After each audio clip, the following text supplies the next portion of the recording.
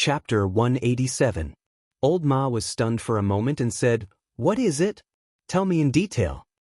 Lu Chen told Old Ma about the appearance of the strange three-eyed insect he saw last night in detail, but ignored the short but thrilling and extremely dangerous fight. Old Ma also frowned after hearing this. After pondering for a while, he shook his head and said, "I have never heard of such a strange and ferocious creature in this world before. Well, I will help you check it later."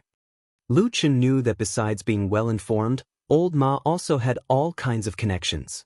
For so many years, he had no confidence in Old Ma, but his confidence in this aspect had never wavered. He nodded and said, "Okay." Old Ma pondered for a moment, and suddenly showed a trace of doubt on his face. He looked at Lu Chen and said, "Strange. This kind of monster is so cruel, and it must have killed many people. How could it appear in a place like Kunlun Mountain?" Lu Chen also nodded and said, "Yes, I also thought of this last night, but I also couldn't figure it out. And I've been on the mountain for so long, but I've never heard of anyone talking about this kind of monster before. Even earlier, there was no news about it. It should have just appeared suddenly?" Old Ma's face suddenly darkened, and he lowered his voice and said softly, "Is it really so coincidental? Could it be that someone has their eyes on you?" Lu Chen also fell silent. After a moment, he said, "It shouldn't be. At present, the Su family was the only one who was unhappy with me. However, with Su Qingjun around, they wouldn't dare to act recklessly. Not to mention that Su Tianhe had personally come to the Flying Goose Terrace once. It was obvious that he wanted to ease the relationship between father and daughter. At this critical moment, they won't act recklessly." Old Ma nodded slowly and said, "What you said makes sense, but I always feel that there may be some undercurrent surging in Kunlun Mountain recently. You should be careful." Lu Chen grunted in acknowledgement, then glanced at him and said, "What do you mean by undercurrents? Explain it clearly. Could it be that you've heard some rumors recently?" Old Ma hesitated for a moment and said, "I did hear some news before. It said that there is someone in the Kunlun party, well, at the level of Immortal Yuanying, who is dissatisfied with the current leader, Immortal Idol Month." Lu Chen raised his eyebrows, and his expression suddenly became serious. He said softly, "Really?" Old Ma nodded and said, "Most likely true." Lu Chen did not ask Old Ma where this news came from. Years of friendship and getting along with each other had long made him understand the propriety of this matter. Moreover, he also believed that since Old Ma dared to tell him this news, it was most likely confirmed. He pondered for a moment and suddenly laughed, but his voice was still low. He said, "Questioning the current leader, Immortal Idol Month, and there is a perfected cultivator of deity transformation above him. Which Immortal Yuanying is so bold to do so? Will there be any good consequences in the future? Logically speaking, it shouldn't be. Which big shot in that realm is simple? Each of them should be as cunning as a fox." Old Ma smiled and said, "Logically speaking, maybe so." Lu Chen looked at him, and his eyes suddenly lit up. A trace of a smile appeared at the corner of his mouth. He said, "That is to say, there must be something unreasonable in this. Let me think, all the principles in this world can only be justified if there is a foundation. But on Kunlun Mountain, those who can face Immortal Idol Month, including that Hakushin Jinkuan, are all qualified to be unreasonable. Those Yuanying Zenrins are not enough." Old Ma smiled and said nothing. Lu Chen shook his head and sighed. He said, "Damn Baldy, can't hold it in anymore?" Old Ma shrugged and said, "I think it's not that he can't hold it in anymore. It's just that most of the adults are in Zhengxianmeng now, and few are in the sect. Hakushin Jinkuan Mountain is the strongest on Kunlun Mountain. He probably needs to find a few opportunities to make a statement and show his existence." Lu Chen nodded and said, "That makes sense. No wonder those Yuanying Zenrins dare to say such strange things. They have a backer behind them. Are those two from Baichao Tang's sect who are talking?" Old Ma said, "I heard that there are 3 or 4 of them, but the loudest ones should be Qiandeng and Mingzhu Zhenren. And they do have a good reason to do so. After all, this time their excuse is related to Baichao Tang's sect." Lu Chen was stunned. He said, "What's their excuse?" Old Ma smiled and said, Last time, a demon from the devil cult assassinated a servant disciple of Kunlun party. After many days of investigation, there was still no news. Naturally, Bai Chao Tang sect will complain. I think even Jinren Idol Month can't say anything about it. Lu Chen was silent for a moment. He said, "Good move." On this day, both Su Qingjun and Lu Chen went down the mountain. Flying Goose Terrace was deserted. Except for the cave residence with the closed stone door, there was only a lonely wooden house with a black dog inside. Atsu seemed to be completely used to living in Flying Goose Terrace.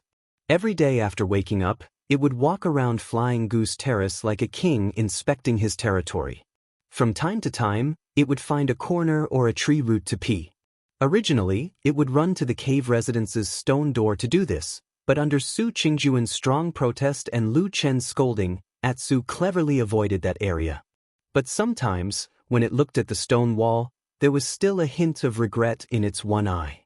Flying Goose Terrace was a secluded place. Usually, people rarely came here. There were no fierce beasts in the forest, but there were many birds. Usually, the birds' clear and melodious chirping added a bit of fairy-like atmosphere to the place. After Atsu patrolled around, it walked to the cliff and lay on the ground, staring blankly at the sea of clouds in the distance. In the past, whenever it was free during the day, Atsu would not stay alone like this. It would often run out into the forest to play, cross mountains and rivers, and run to its heart's content. At that time, it even liked to go to the strange Doghead Mountain to look for the giant oxen and see the layers of strange beasts on the mountain. Those days seemed to be just yesterday. Back then, Atsu was happy and full of energy every day. But now, it was different. Atsu no longer looked for oxen, and it no longer went to the Doghead Mountain. It even rarely entered the forest. Even if it ran into the forest, it would at most stay near Flying Goose Terrace. It would not go any further. All these changes stemmed from that heart-wrenching and cruel tyranny. It was so badly injured that it almost lost its life.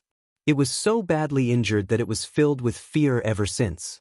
Since that dark night, Atsu almost no longer trusted anyone other than Lu Chen. Perhaps EXN was an exception. It also stopped looking for the strange beasts in the forest. When it recovered and went to the Doghead Mountain again, Atsu found that the strange beasts looked at it in a different way. The respect they once had was gone. Instead, it was replaced by mockery, contempt, and ferocity, who would look up to a dog that was covered in wounds and had only one eye and half of its tail left. When it passed by, the tiger roared at it. The crane pecked its head with its beak. The monkey grabbed a branch and swung it across the sky, reaching out to grab half of the dog's tail and laughing crazily. There were even more beasts that looked on coldly. No matter how the black dog wailed, they were indifferent. Occasionally, when the dog fell in front of them, they would kick it. In all the forests in the world, the strong preyed on the weak. If the strong were to be respected, who would sympathize with you when you were crippled and suffer? Atsu once looked up at the peak of the mountain. The huge figure was lying there as usual. It looked like it was sleeping, but it also looked like it could not be bothered to care about these trivial things. After that, Atsu left that place and never returned. Since then, it stayed by Lu Chen's side even more. Even if it was a dark night, it would curl up next to Lu Chen to sleep. That day, the sun was warm. It shone on the sea of clouds and the black dog's body. Atsu yawned lazily and lowered its head to the ground. It felt a little bored. It glanced at the mountain path that led down from the Flying Goose platform. There was no one on the mountain path. It knew that there was still some time before Lu Chen returned. A few crisp chirps of birds came from the forest. Atsu thought for a while, then got up and walked toward the back of the mountain. It seemed to have a love for the forest in its body. It liked the feeling of being in the forest. Walking into the forest behind the Flying Goose platform, there were old trees and vines that had grown for many years everywhere. The air was filled with a fresh scent, which made Atsu feel much better. It sniffed everywhere and seemed to be happy. Even its footsteps became lighter. Just like that, it walked and stopped, running and jumping. The changing light and shadow in the quiet forest was like a paradise that belonged only to the black dog. Suddenly, Atsu stopped in its tracks. It raised its head and stared ahead with its only eye. There was a big rock next to a big tree over there. A figure stood under the rock. At that moment, it heard the noise and turned to look. When its gaze swept across Atsu, it smiled. It was White Lotus. This mysterious and beautiful fairy-like girl suddenly appeared in the forest behind the Flying Goose Terrace. At first glance, she seemed to be a beautiful fairy in this emerald green forest, but for some reason, there seemed to be a trace of an indescribably strange aura about her. She smiled and waved at Atsu. Then she lay on the rock and looked forward, as if she was secretly peeping at something. Atsu was a little hesitant. It instinctively wanted to step back, but after a moment, White Lotus waved at it again. Atsu slowly walked to her side. White Lotus pointed behind the rock and whispered to Atsu, "Look." Atsu also became a little nervous. It secretly poked its head out and saw that in the open space in the forest about 6 feet behind the rock, there was a guinea pheasant standing on the ground, looking for food in the fallen leaves with its head down. It was also at this moment that Atsu suddenly heard a soft and somewhat bewitching voice, like the whisper of the devil floating beside it. "The pheasant's meat must be delicious." Atsu's body suddenly tensed up. Chapter 188. In the quiet forest, White Lotus and Atsu were like thieves, sneakily hiding behind a big rock, peeping at the pheasant that was foraging for food in the forest in front of them. The pheasant looked very beautiful, with beautiful pearl-like spots dotted on its bright feathers. Its long tail feathers kept moving up and down, sweeping across the forest in a stunning arc. Atsu watched for a while, then retracted its head and turned around to leave. However, a small white hand stopped it. White Lotus looked at it with a faint smile on her face, then gently hugged Atsu's neck. For some reason, Atsu was wary of almost everyone except Lu Chen and Exin, but only in front of this White Lotus. Although it was not very close to this little girl, it did not react too strongly to White Lotus's various actions.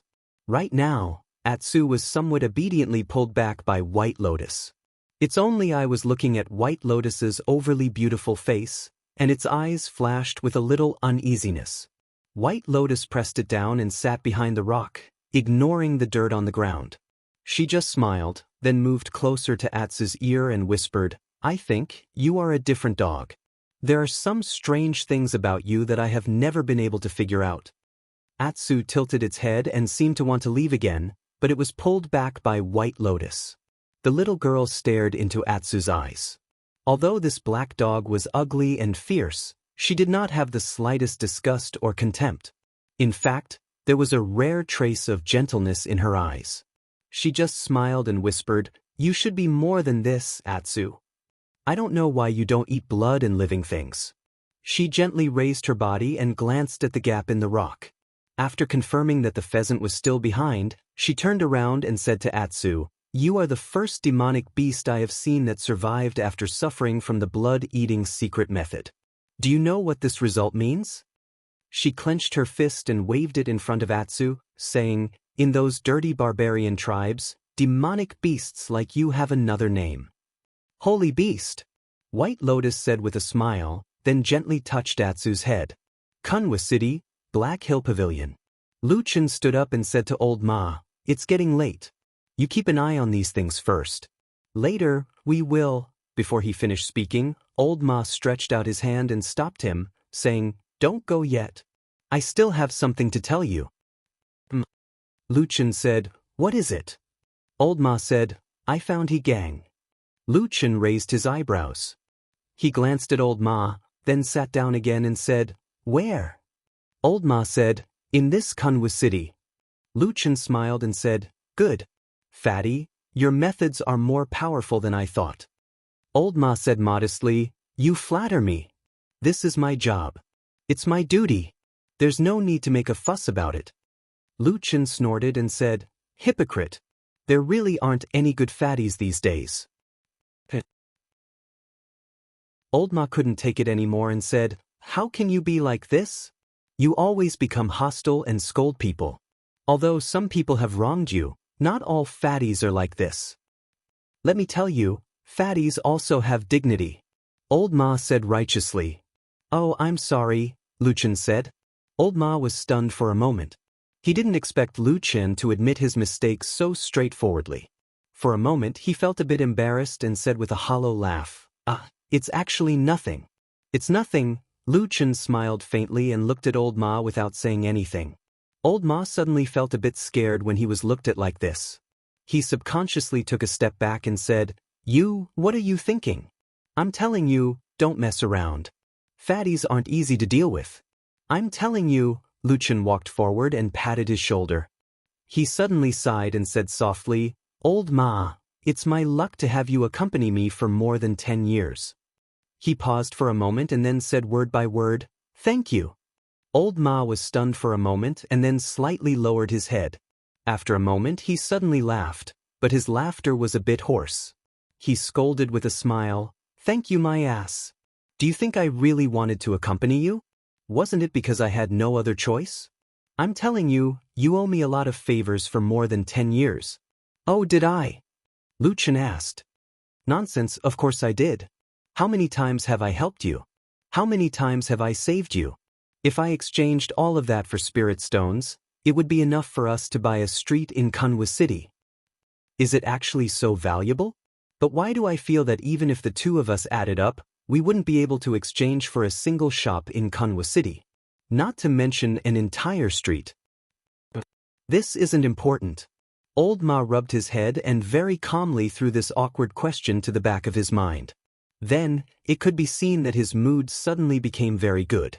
He had a very happy smile on his face. He laughed and reached out to pat Lu Chen's shoulder, but he quickly withdrew his hand. He probably felt that doing so was too unmanly. He took 2 steps to the side and took a deep breath. He seemed to have regained his composure. He then turned around and said with a smile, Less nonsense. Tell me, what should we do with that he gang? Lu Chen pondered for a moment and said, Keep an eye on him for the time being. Don't touch him? Old Ma grunted and said, But he has always been investigating that matter. What should we do? Lu Chen said, Let him investigate. Maybe he can alert some people hiding in the dark. Fine. Then you be careful. Lu Chen thought for a moment and said, But it's not good to completely ignore it. You find someone to keep an eye on that guy. Otherwise, when we're about to make a move, we can't suddenly find him. Old Ma nodded and said, Of course, that's not a problem. But what do you plan to do about making a move? Lu Chen smiled and said, This depends on he.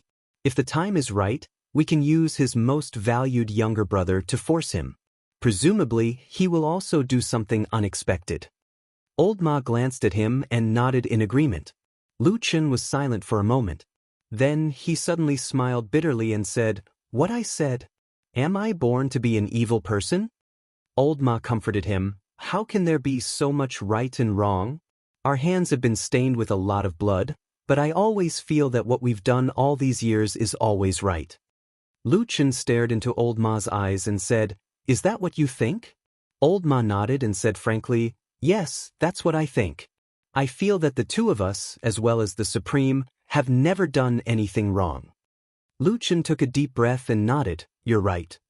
Then I'm leaving. Take care. Be careful. I'll find a chance to go down the mountain in a couple of days. Lu Chen said. Old Ma sent him to the door of the Black Hill Pavilion and said, That's fine. It's all up to you. In short, it's all about your own safety. Don't force yourself. Lu Chen smiled and turned to leave. But Old Ma suddenly seemed to remember something and asked him, Right. You told me about the 3-eyed strange insect earlier. What? Did you think of something? Lu Chen turned to look at him.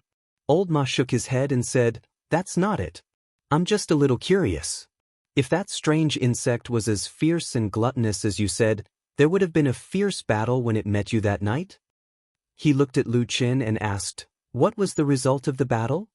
Lu Chen closed his eyes for a moment, and then he shrugged and said, That strange insect really was ferocious and very troublesome. I was thrown into confusion when it suddenly charged out, and I was almost injured by it. But then I used a dagger to defend myself. After a few rounds, the strange insect couldn't do anything to me and ran away. As he said this, one of his hands hung at his side. In the sleeve of his robe, there was a hard and coarse charred black stone gently rolling in his palm. There were some fierce marks on it. Old Ma let out an ah and looked a little disappointed. I see. Didn't the strange insect leave anything behind? Any bones, limbs, or pieces of flesh would do. Perhaps it would be easier to find it this way. He paused for a moment and smiled. Looks like you've recovered well recently. Although your cultivation has been crippled, your combat power is not low. Lu Chen was silent for a moment. He looked at Old Ma. His lips moved slightly, but he still pursed them. He curled his fingers and clenched the remains of the strange insect in his hand. Then he smiled and said, Yes, I didn't leave anything behind. You slowly go over and bite its neck. Bai Lian's voice reverberated through the quiet forest, reverberating in Atu's ears. It was as if the first time they had met, the scene of blood-stained red once again appeared before his eyes. Atsu's breathing began to quicken. White Lotus looked at Atsu. There was a hint of excitement in her eyes. It was the kind of joy a girl would have when she saw her favorite toy. There was also a hint of strange cruelty in her eyes. Go. You are different from the other demonic beasts. They should be ants crawling under your feet. You're the holy beast that's rarely seen in 100 years. Go bite it and drink its blood. Atsu slowly turned its head. Its only eye reflected the figure of the pheasant.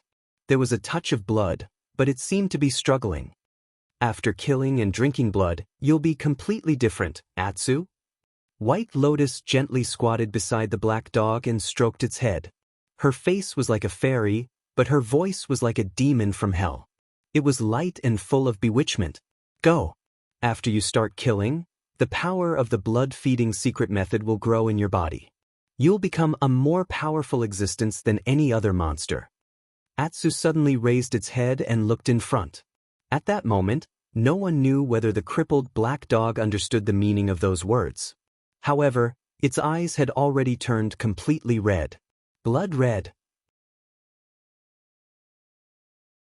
Chapter 189. The days passed quietly, and a lot of things happened naturally. Su Qingjun went back to the Su family. Under the comfort and persuasion of her father, Su Tianhe, she finally reconciled with her family. Originally, they had been a family of blood relatives for decades. How could they really cut off this familial love? Moreover, Su Tianhe gave his genius daughter enough face and punished the 3 brothers of the Su family. Even Su Qingjuan's mother, Madame Bai, had tears in her eyes. She hugged Su Qingjun and cried. As a result, after the storm, the Su family became harmonious again. However, after this time, the entire Su family clearly saw that Su Qingjuan's status in the family was like a crane in a flock of chickens, and no one could compare to her. After returning to the mountain, Su Qingjun saw Lu Chen. She was a little embarrassed, but she still told him about it. Lu Chen just smiled and congratulated her. He didn't say much, nor did he complain about the pain and suffering he had suffered in vain. Su Qingjun wanted to make it up to him, but she didn't know what to do at the moment. She thought that there was still a long way to go, so she wasn't in a hurry. In any case, now that Lu Chen had the status of a nominal disciple, she had a reason to take care of him. In the future, she would find a chance to accept him as a direct disciple. She would provide him with all kinds of resources and elixirs. At the end of the day, he would be able to reach the Foundation establishment realm. That way, his life of cultivation wouldn't be in vain. There were still 18 days until the next full moon. When the moon rose, it seemed to be thinner than yesterday. The moonlight was still very bright. It shone on the windowsill of the wooden house on the Flying Goose Terrace like frost and snow. Lu Chen lay on the bed and quietly looked at the night outside the window. After a while, there was a slight movement in the darkness. Atsu walked over and leaned against him. He lifted his front feet and placed them on the windowsill. He also looked at the moon outside. The moonlight shone on the man and the dog, and it was as soft as water ripples. Lu Chen reached out to touch Atsu's body and found that the black dog was staring at the moon in the sky in a daze. Its only eye was shining with an inexplicable brilliance, like a black, transparent gem. There was a hint of loneliness in his gaze. He looked forward to it. Lu Chen looked at Atsu quietly and did not disturb it. After a while, Atsu turned around and looked at Lu Chen again. Under the moonlight, Atsu's single eye flickered and gradually became gentle. Then, it obediently lay down beside Lu Chen, snuggled up to him, closed its eyes, and fell into a deep sleep. Lu Chen closed the window and darkness descended upon the room. For a moment, he suddenly wished he had a mirror so that he could look at his own face and eyes. Because just now, he suddenly felt an inexplicable sense of familiarity from Atsu's gaze. It was just like him 10 years ago. These few days, when it was late at night, Lu Chen would secretly go out and walk through the mountain paths of the Kunlun Mountains in the dark, carefully testing the boundless darkness. However, the strange three-eyed strange insect never appeared again. That soul-stirring and dangerous encounter that night seemed to be an accident, or perhaps it was just an inexplicable coincidence. If it were not for the fact that Lu Chen was still holding a hard, charred stone in his hand, the scene that night might really be like a dream and not real. However, the rough feeling of the black stone in his hand kept reminding Lu Chen of the evil behind the stone. When it was late at night, when even Atsu was immersed in dreamland, Lu Chen quietly left Flying Goose Terrace and walked into the deep night. He did not tell Old Ma the whole truth about the strange three-eyed insect, especially when he had already killed such a monster. Because once he told him, it would inevitably involve the biggest secret in his body at the moment, the unprecedented black divine disk, and the horrible nature of robbing vitality to grow. He did not want others to know. Perhaps he had been a shadow for too long and was no longer used to trusting others. Even when it was Old Ma who he could entrust his life to, he instinctively wanted to keep the last bit of the secret, as if he was hiding his last trump card. If the strange three-eyed insect did not appear, the matter would have ended without a hitch. Perhaps it was really just a strange monster that came out of nowhere. However, could there really be such a coincidence in this world? In the vast Kunlun Mountains, the strange three-eyed insect did not look for anyone else, and it just happened to meet him? Lu Chen had been a shadow for many years, and he no longer believed in coincidences, including this time. Therefore, he had been thinking hard about this matter, thinking over and over again, trying to find out what was different about him or what was so eye-catching about him. But after thinking about it, he found that he seemed to have only one secret, which might be different enough to attract such a monster. It was still the mysterious black divine disk in his ocean of energy. That night, he pondered for a long time on the dark mountain path, then closed his eyes slightly to the night. The darkness surged around him like a tide, like the rising waves of the sea. When he opened his eyes again, the dark flames were already burning in his pupils. The silent black flames slowly burned on his body. At this moment, there was no longer the pain and despair of the past. The black flames seemed to have become a part of Lu Chen's body, swaying on his flesh. The night was as dark as ink, and the darkness rolled like a tide. This man stood in this dark night, as if he was roaring angrily at the boundless darkness in front of him, a call. Then, the night was cold, and the darkness was like an abyss. There was no response. Everything seemed dim and dull, only the feeling of loneliness still lingered around him. Lu Chen was a little disappointed, and he quietly let the black flames shrink back into his body and extinguish. But at this moment, his heart suddenly moved, and he looked towards the depths of the Kunlun mountain range. That was a distance that could not be seen. That was the most mysterious forbidden area of the Kunlun mountain range. There was a thick fog that did not dissipate all year round, and there were 4 strange mountain peaks floating in the sky. Passing through the darkness, passing through the mountains, an inexplicable throbbing suddenly surged from the void, as if someone was looking in this direction from afar, but it also seemed like nothing had actually happened. Lu Chen sensed that something was off. But that feeling disappeared in a flash, and did not even give him extra time to carefully savor it. It disappeared in an instant just like that. However, Lu Chen could already feel that something was different in this short period of time. Something was really over there, in that forbidden area, and it was resonating with the dark aura in his body. What kind of secret was hidden in this quiet and incomparably huge Kunlun mountain range? And this secret, could it be related to the spy of the devil cult? During the day, someone came to the Flying Goose platform and, despite Lu Chen's dissuasion, insisted on calling Su Qingjun out of the cave. Su Qingjun was a little unhappy. Of course, this was easy to understand.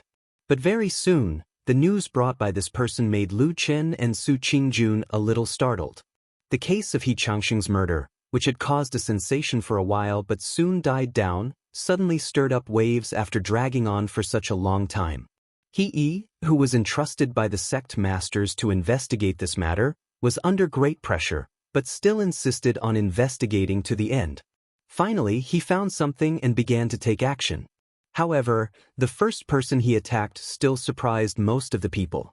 Because he brought people to detain the three brothers of the Su family, Su Mo, Su Qian and Su Wen. Detaining them under the pretext of investigating the assassination of the devil cult was tantamount to suspecting that the three brothers of the Su family were not only related to Xianxia's death, but also possibly colluding with the devil cult. This accusation, or rather, this crime was too big and too heavy, so heavy that even the Su family could not bear it. So, the Su family quickly began to take action. They mobilized their informants in the Kunlun party, as well as some cultivators they were on good terms with to inquire about the news. At the same time, they also tried their best to help the three brothers of the Su family. Among them, the most important was of course Su Qingjun, so the message brought today was to implore Su Qingjun to help as soon as possible. After listening to the news, Su Qingjun looked grim. She did not discuss it with Lu Chen, closed the stone door of the cave, and directly went down the mountain with the messenger. After watching Su Qingjun go far away, Lu Chen also looked down the mountain with a complicated expression. Unlike Su Qingjun, who knew almost nothing about this matter, Lu Chen knew almost everything about Xianxia's murder case.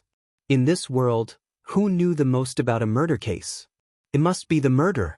Lu Chen waited on the Fian platform for a while, then also got up and went down the mountain.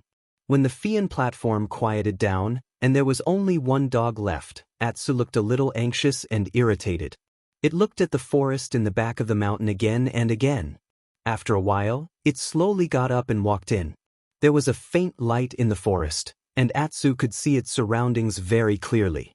As it walked, it heard the familiar chirping of birds.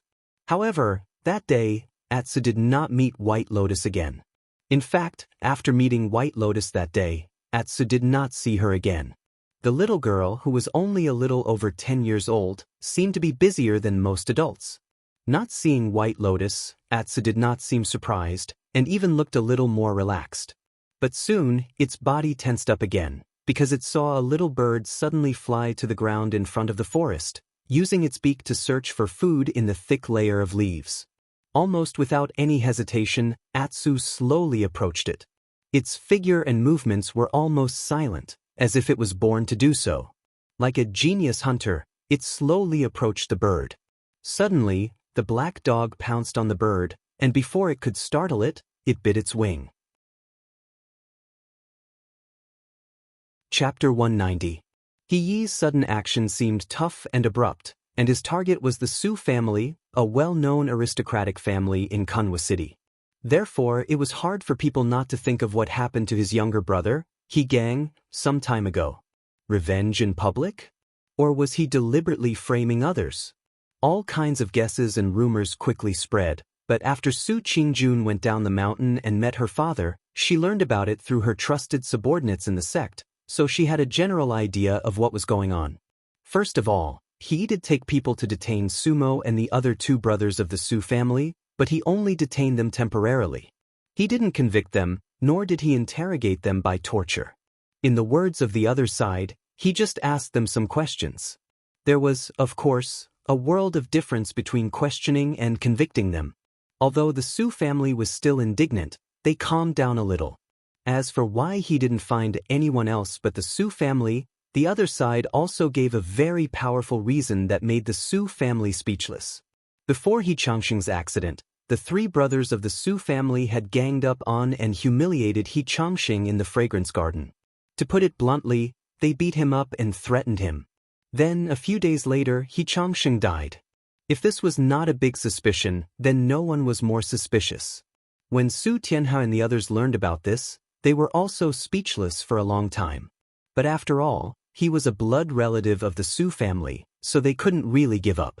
Therefore, the Su family still tried their best to mobilize all kinds of connections in the Kunlun party to plead for him. But this method, which had always been successful in the past, ran into a snag this time. The reason was that he didn't fall for it, and the other virtuous elders in the sect declined one after another, unwilling to get involved in this trouble. For this reason, Su Qingjun even went to find her master, Masato Kihara, and the answer she got was, first, make it clear that if there was nothing wrong, nothing would happen, and they would let him go. Second, this matter was very troublesome. It was said that even immortals paid attention to it. Ordinary people, including immortal Yuan Ying, didn't want to get into trouble. In a somewhat anxious and angry mood, the Su family secretly made up their mind to find trouble with Yi. But soon, their anger turned into surprise. The three brothers of the Su family had been questioned separately. Most of the time, the three of them could answer most of the questions. However, when he asked the crucial question, which was the night He Changxing died, where the three of them had gone, Su Qian and Su Wen both gave their own testimonies. However, after Su Mo answered, it was unexpectedly proven that he was lying. Sumo said that he slept alone in his residence that night, but very soon, someone proved that he went out, and then several people saw him. As for asking where he went after that, Sumo was dumbfounded and couldn't answer for a long time. Of course, there was something wrong with this situation. Needless to say, Su Qian and Su Wen were released, but only Sumo was detained. But this time, it wasn't so polite. She was directly detained in a secluded, quiet room, which was equivalent to being locked up. After that, there wasn't much news, but as it spread, it gradually became dark. Because it was said that He was eager to make a contribution, and planned to, or had already started to try to use torture on Sumo. Retribution in the present, retribution in the present. Lu Chen arrived at the Black Hill Pavilion opened by Old Ma in Kunwa City. Listening to Old Ma's gloating tone, Lu Chen couldn't help but shake his head and say, "Don't be too happy. We still don't know whether this news is reliable or not. It's all spread by others. Who cares?" Old Ma laughed and said, "In any case, I've long disliked that guy Sumo. It's best if he suffers a bit more. Unfortunately, my identity is limited, otherwise I really want to go and see with my own eyes." Lu Chen waved his hand. He was too lazy to argue with Old Ma about these things. He sat there and pondered for a moment before saying, "This time, he acted without any warning. Almost no one knew about it beforehand. It feels a bit strange. It seems like he suddenly got hold of some information, so he began to vigorously investigate." Old Ma frowned and the smile on his face faded a bit. He looked at Lu Chen with a hint of worry and asked in a low voice, "What's wrong? Is there any danger?" Lu Chen shook his head and said, "Not yet. Let's wait and see first." After a pause, his eyes suddenly flashed and he said, "Could it be that he got the information from the martyr's grave?" Old Ma walked to the side and returned after a moment. He handed him a letter and said, "Take a look yourself." Lu Chen glanced at the envelope and saw that there was no signature, no specific name, and no word on the envelope. He took out 2 pieces of paper. After reading it, he suddenly nodded and then sighed softly. "The damn Baldy said that he will rush back 3 to 5 days before the next full moon night." Old Ma smiled and said, "You see, I told you long ago that the old man still likes you the most. Even if you are a little uncertain, he is still willing to believe you." Lu Chen didn't comment, but he was still silent for a while. Then he stood up and walked 2 steps in the room. He said to Old Ma, "You pay attention to He Gang these days. It's better to send more people to keep an eye on him. Don't let him suddenly run away." Old Ma narrowed his eyes slightly and said, "What do you want to do?" Lu Chen said indifferently, "I haven't thought about it yet, but I've thought about one thing before. Maybe it's a plan to kill 2 birds with 1 stone. If he pursues this matter strictly and refuses to let Sumo off, and at the same time, his only blood brother suddenly meets with an accident in Kunwa City, what will the result be?" Old Ma pondered in silence. After a while, he suddenly sucked in a breath of cold air and looked at Lu Chen. For a moment he didn't know what to say. Lu Chen calmly said, "Killing 2 birds with 1 stone. The general idea is that he will definitely suspect that the aristocratic families of Kunwa City, specifically the Su family, did it. In order to vent his anger, he killed his brother, so the hatred between him and the Su family will be deep. Secondly, when the Su family hears this news, they will definitely think that he will be furious. Then, who will he vent his anger on? Old Ma nodded and said, "Good plan." "Not bad, not bad." Luchin looked at Old Ma and said, "Although Sumo is stupid and annoying, his identity is different from others. He is the legitimate son of clan head Su Tianhe and Su Qingjuan's blood brother. The Su family will absolutely not tolerate anything happening to Sumo." But Old Ma seemed to want to say something, but he was stopped by Luchin. Luchin didn't have any intention of speaking loudly. He just said to him very calmly, "In the next few days, arrange for someone to go there and do it cleanly." Old Ma was silent for a moment before he nodded and said, "Okay. Right, there's one more thing. When you came last time, you told me about the strange three-eyed insect." Old Ma suddenly changed the topic and began to talk about other things. "Oh," Luchin said and said, "How is it? Did you find any clues?" Old Ma's expression was a little solemn. He looked at Luchin with a strange look in his eyes and said, "I've looked into this thing, but the result seems to be that this thing has been extinct for thousands of years. It has long disappeared from this world." Luchin was stunned and said in surprise, "What did you say? What is this thing?" Old Ma said, "According to the appearance and talent you mentioned, I couldn't find any clues at first. But after looking through some ancient scrolls with a long history, I finally found a monster similar to it in the oldest one. Blood-devouring insect.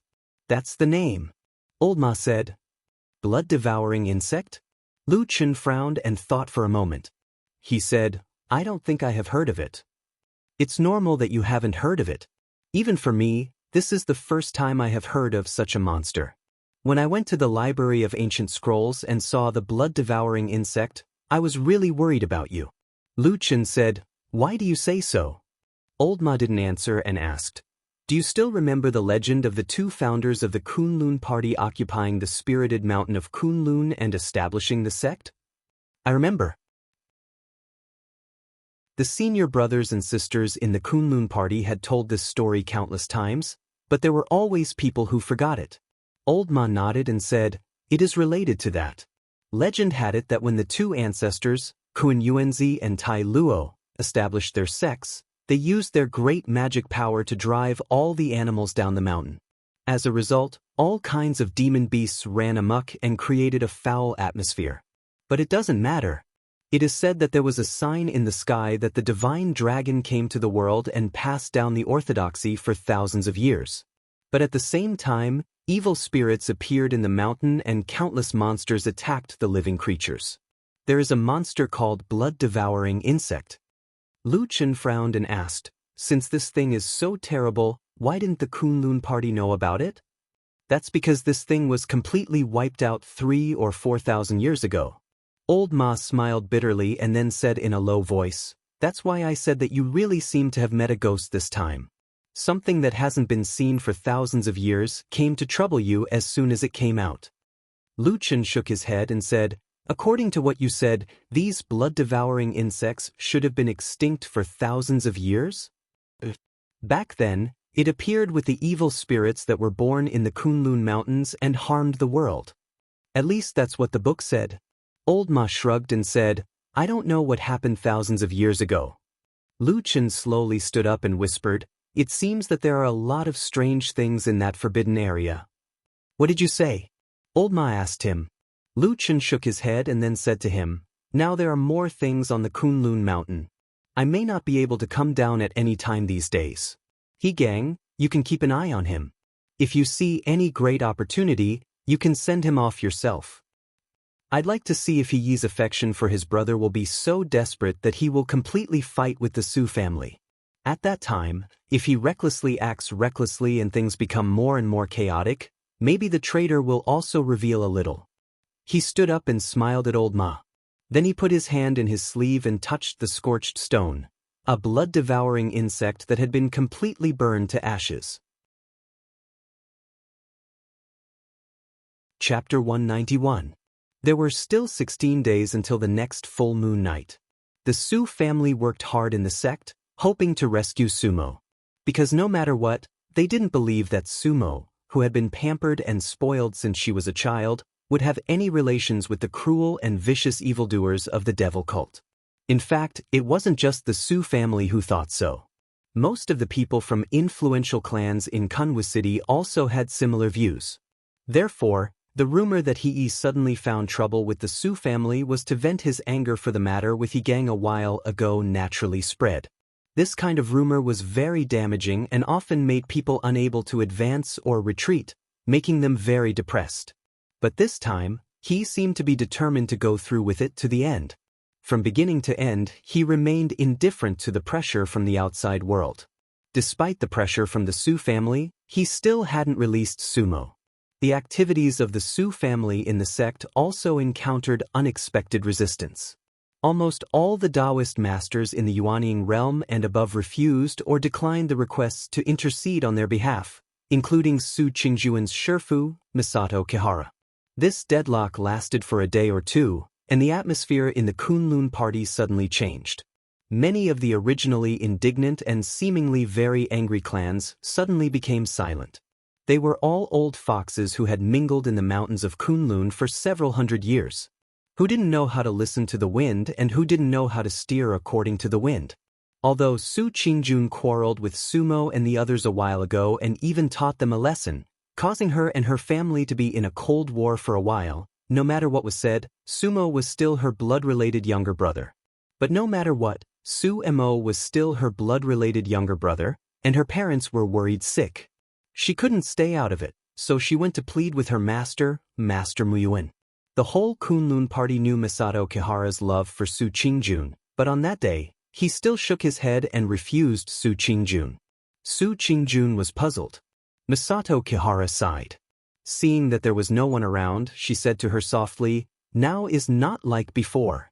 This matter already has the intention of Senior Immortal. They will definitely investigate it thoroughly, and no one can stop them. You should also behave for the time being. Don't stand out at will." Su Qingjun was shocked. Her face turned pale, and even her voice trembled as she whispered, "Shifu, could it be that Hakushin Jinkuin actually did something to our Su family?" "Shut up." Misato Kihara's expression suddenly changed. She immediately opened her mouth to stop Su Qingjun and then observed the surroundings. Although the two of them were in Misato Kihara's own cave, and it was almost impossible for ordinary people to eavesdrop on their conversation, but Misato Kihara's expression was as careful as a thief. After observing the surroundings for a while, Misato Kihara let out a sigh of relief. Then she pulled Su Qingjun to another secluded place and said, "Listen carefully. First, this matter is not targeted at your Su family. It's just that your younger brothers were unlucky and happened to encounter this matter. They also happened to give the truth to others, so naturally, we have to investigate. But if there is a justifiable reason, then He will not make things too difficult for you. Didn't you see that Su Qian and Su Wen have both gone back?" Su Qingjun responded. Her complexion looked a little better, as if she had breathed a sigh of relief. However, she was still a little worried and asked in a low voice, "What about Su Mo?" Misato Kihara did not answer her question. She just snorted and said, "The second thing you don't know is that the one who pays attention to this matter is not Hakushin Jinkuin, but Perfected Lord Tianlong." Su Qingjun was shocked and said, "Grandmaster Tianlong? How could he?"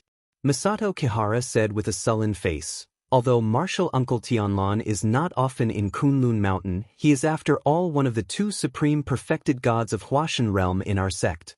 I heard that a few days ago, the senior suddenly wrote a letter in his own hand, sternly reprimanding sect leader Xianxia, saying that in the Kunlun Mountains, a devil cult evildoer unexpectedly killed people, which is really a shocking matter.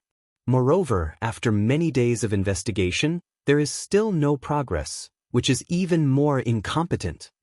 Su Qingjuan's beautiful face turned pale when she heard this.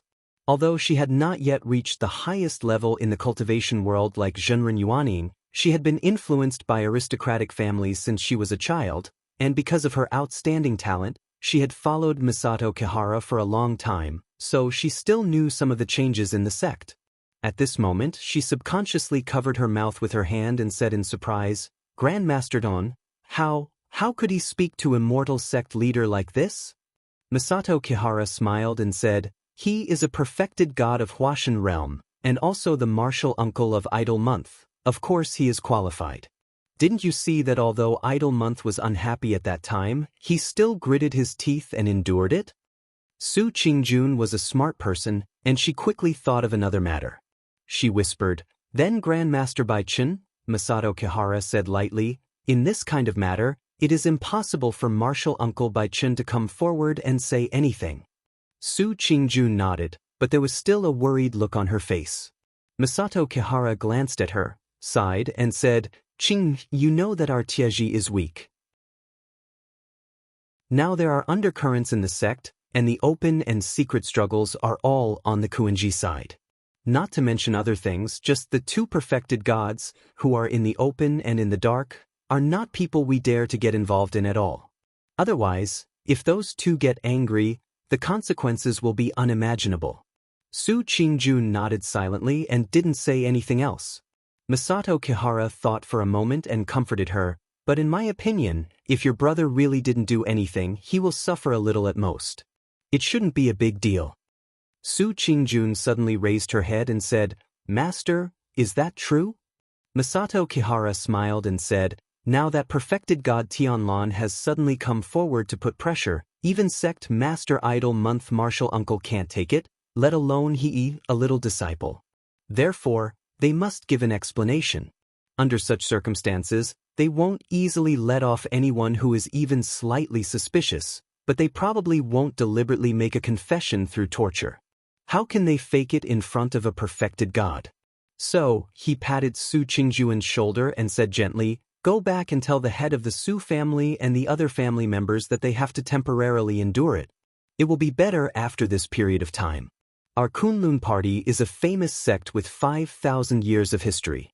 The sect rules are strict, and we definitely won't wrongly accuse an innocent person." "All right," Su Qingjun said softly. These words were told by Masato Kihara to Su Qingjun in private. Many people who hadn't reached the level of perfected Yuaning couldn't see it so clearly. This was the case for the Su family. However, after Su Qingjun brought back this news, the head of the Su family, Su Tianhe, made a prompt decision to immediately cease all activities and prepare to listen to Masato Kihara's advice. There were some twists and turns in the process. Madame Bai, who was anxious for her son, was heartbroken and wanted to save him as soon as possible. She made a small fuss, but it was quickly suppressed by Su Tianhe. After sending off her family, Su Qingjun returned to the Flying Goose Terrace with worry for Sumo. She looked at the sky and saw that it was almost dark. She stood by the roadside for a while and saw that the door of the wooden house was closed. She could vaguely see a figure inside. She seemed to want to go over and say a few words, probably to chat with Lu Qin. However, in the end, she walked back to the cave in the mountain wall without saying a word and didn't come out again for the whole day. Lu Qin lay in the wooden house and saw the appearance of Su Qingjun when she came back. However, he didn't have the intention to greet her. Instead, he stayed on the bed with Atsu in his arms and watched the sky turn dark and the moon rise. That night, the moon was already as thin as a hook, hanging alone in the sky. Looking closely, it was he. Chapter 192. Lu Chen and Su Qingjun were both taken aback. After looking at each other, they both stopped in their tracks. The Kunlun disciple who led the way was also taken aback. He hurriedly rushed over and supported He anxiously said, Xixiang, what happened to you?" He waved his hand to indicate that he was fine. He then saw Su Qingjun and Lu Chen behind him and nodded to them. Seeing that his expression was generally normal, it didn't seem like something serious had happened. Su Qingjun and Lu Chen then walked over. Su Qingjun looked at He and frowned. "Xixiang, what happened to you? Why do you look so pale?" He smiled bitterly. He was about to say something when suddenly the others seemed to have sensed something. They all turned their heads to look in the direction of the black courtyard of the martyr's grave. They saw a gust of wind carrying bursts of smoke and dust suddenly soar into the air like an earth dragon, twisting in the courtyard. The sound of the wind was mournful. One could even faintly hear the sharp whistling sound of the air breaking. Even from far away, one could feel the strong spiritual power rolling near the wind vent. Lu Chen's expression changed slightly. Su Qingjun, who was next to him, also looked quite surprised. She said, "Someone is fighting inside?" Before her voice died away, the sound of the wind suddenly became 10 times stronger. It actually rushed directly towards the door. In an instant, sand and stones flew away. Su Qingjuan's expression changed slightly in the wind. She suddenly reached out to grab Lu Chen's arm, intending to pull him back. Who knew that her grab would actually grab empty air? She looked back in surprise and found that Lu Chen was running much faster than her. In just a short while, he had actually fled several feet away. It was no wonder that she couldn't catch Lu Chen. Su Qingjun snorted. She glared at Lu Chen in annoyance and awkwardness.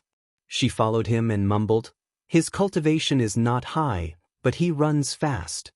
Lu Chen's ears were sharp, and he actually heard these words. He smiled at Su Qingjun, who was walking over, and said, "I can't help it. It's not easy to get by in this world, and I don't have the invincible talent like you geniuses.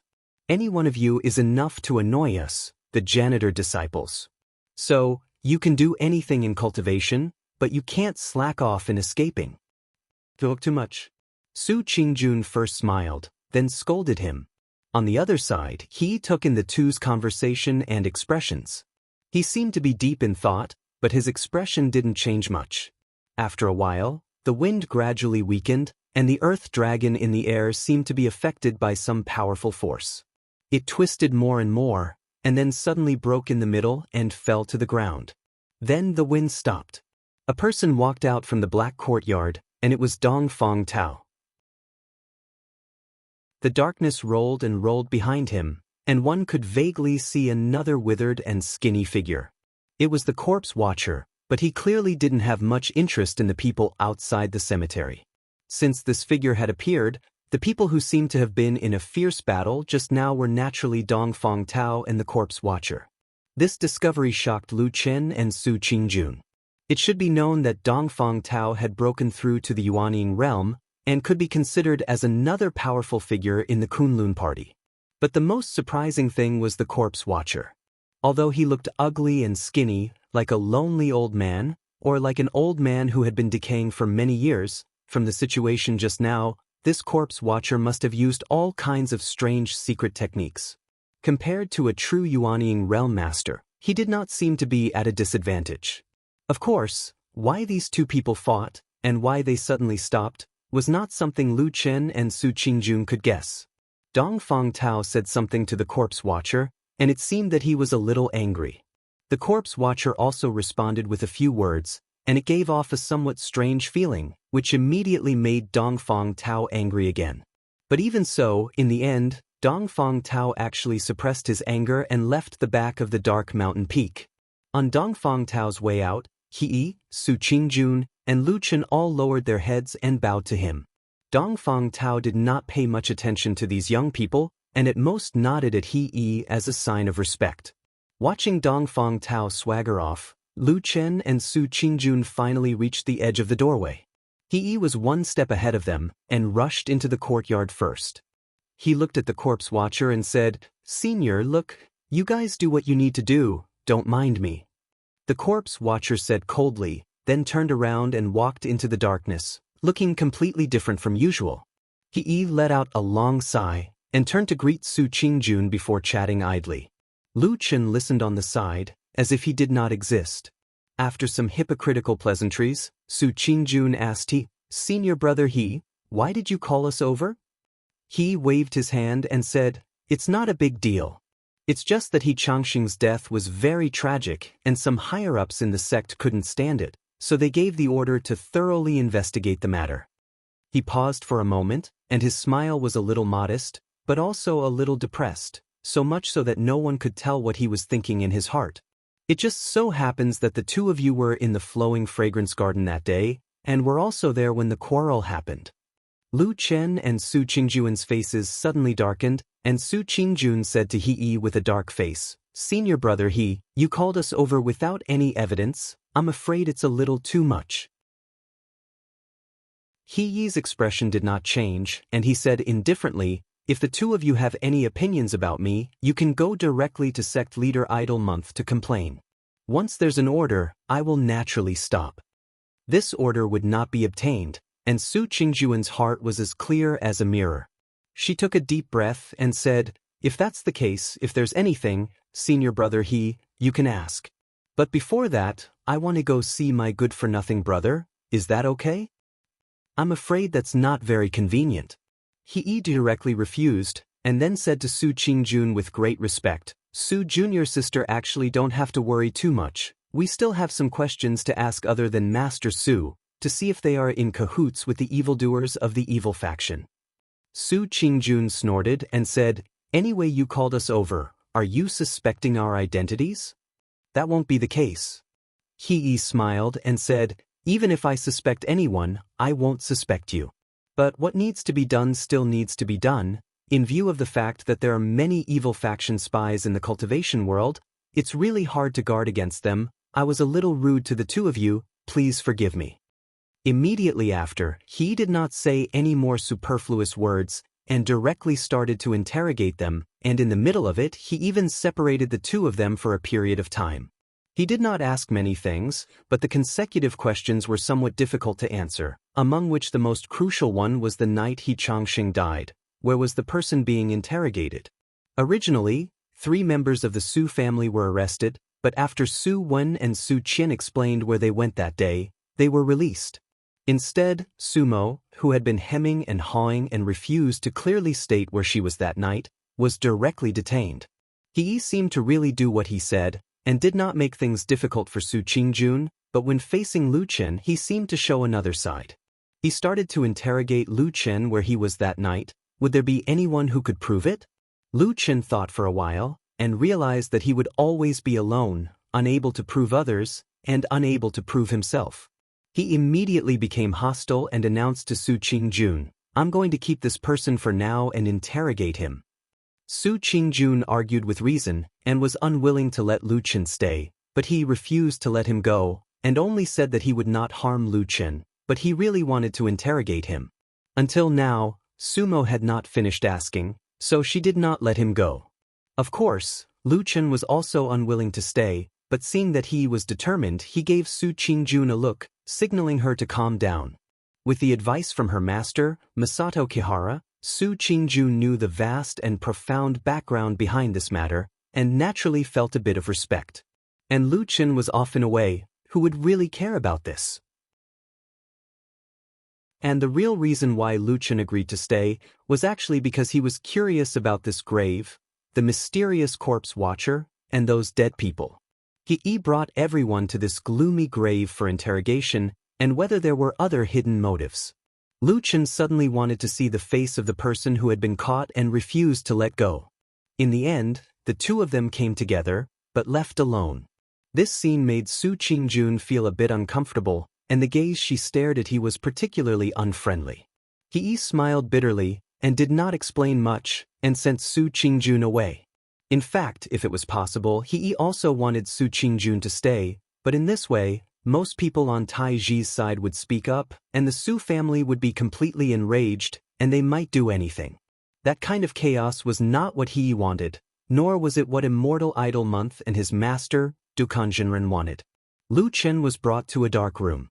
In this gloomy place, because of this place's special purpose, even the room looked particularly scary. According to he was tired today, and asked Lu Chen to rest first and talk tomorrow. Lu Chen did not refute, and silently accepted He's words. Until he was in this dark room, and when he began to try to see and explore the surroundings, he suddenly heard a weak and painful voice from the corner of the room, containing fear. "Save me, save me, save me." Lu Chen immediately stopped and turned to look at the place where the voice came from. After a moment he suddenly walked a few steps in that direction, and came to a corner. Then he squatted down and looked at the figure who was huddled up in the corner. He sighed and said, "Young Master Su, how are you?" Chapter 193. To tell the truth, Lu Chen did not expect that he would be able to see Sumo so quickly and smoothly. Originally, he thought that Sumo, as the only suspect and detained suspect, would at least be locked up in some secret place and strictly guarded. Who knew that he would actually appear to be somewhat careless and directly locked the two of them together. This action was not normal, or it should be said that it was not normal at all. Whether Sumo was the evil sect spy or not had not been determined, casually locked up with other people wouldn't it be dangerous? Also, that day when Su Qingjun returned to the Su family and made a big fuss, Lu Chen was tormented and seriously injured by Sumo and the rest. These things were not difficult to find out. Lu Chen did not believe that a scheming person like he would not know about it. And now that he was locked up with Sumo, there seemed to be some meaning in it. These thoughts flashed through Lu Chen's mind like a spark, but there was not much change in his expression. Only looking at the man who was hiding in the corner in the dark room and moaning for help, he could vaguely see that he was the once arrogant Sumo. Lu Chen greeted Sumo, but Sumo did not respond to him. Her mouth was still muttering those two simple words. Lu Chen frowned, squatted down in front of him, and saw clearly that Sumo had shrunk into a ball, buried her head on her knees, her hands behind her head, as if she was very afraid. Sister, save me? Sumo was still speaking intermittently in a low voice. Her voice seemed to be trembling. Instead, she did not respond to Lu Chen, who was very close at hand. Lu Chen reached out and gently patted Sumo's shoulder. Sumo's body shrank a little, but it seemed to be an instinctive reaction. There was no other movement. This situation seemed a little strange. Lu Chen stared at Sumo and did not speak. He fell into deep thought. After a while, he suddenly stood up and looked around. This was a dark room. Most of the rooms in the martyr's tomb were like this. Because it was too dark, it was sometimes hard to tell how big the room was. And in this room, there was a place where the darkness was especially thick, right against the wall of the room. Lu Chen stared at the thick darkness, then looked at his surroundings. After a while, the corners of his mouth suddenly curled up.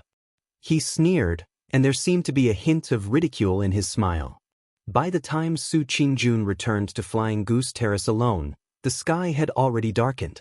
She was in a bad mood. All kinds of dark and strange scenes kept appearing in front of her eyes. She was a little worried, even more worried than before. She was worried about her brother, Sumo, and also worried about Lu Chen. As she walked on the mountain path, Su Qingjun made up her mind to go to the gloomy martyr's tomb again tomorrow morning. No matter what, she had to try her best to save them. Although there might be all kinds of inexplicable undercurrents behind this matter, it had nothing to do with Sumo and Lu Chen.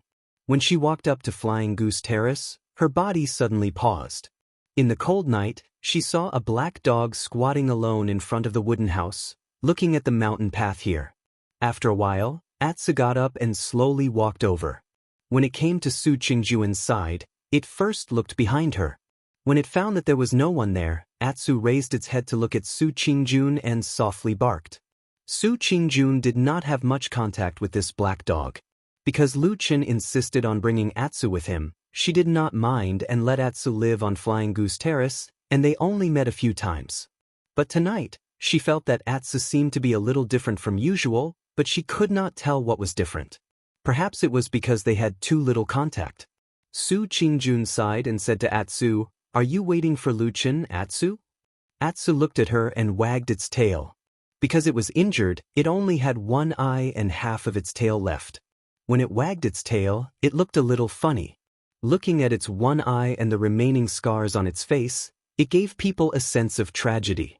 These two completely different feelings were strangely mixed on this black dog.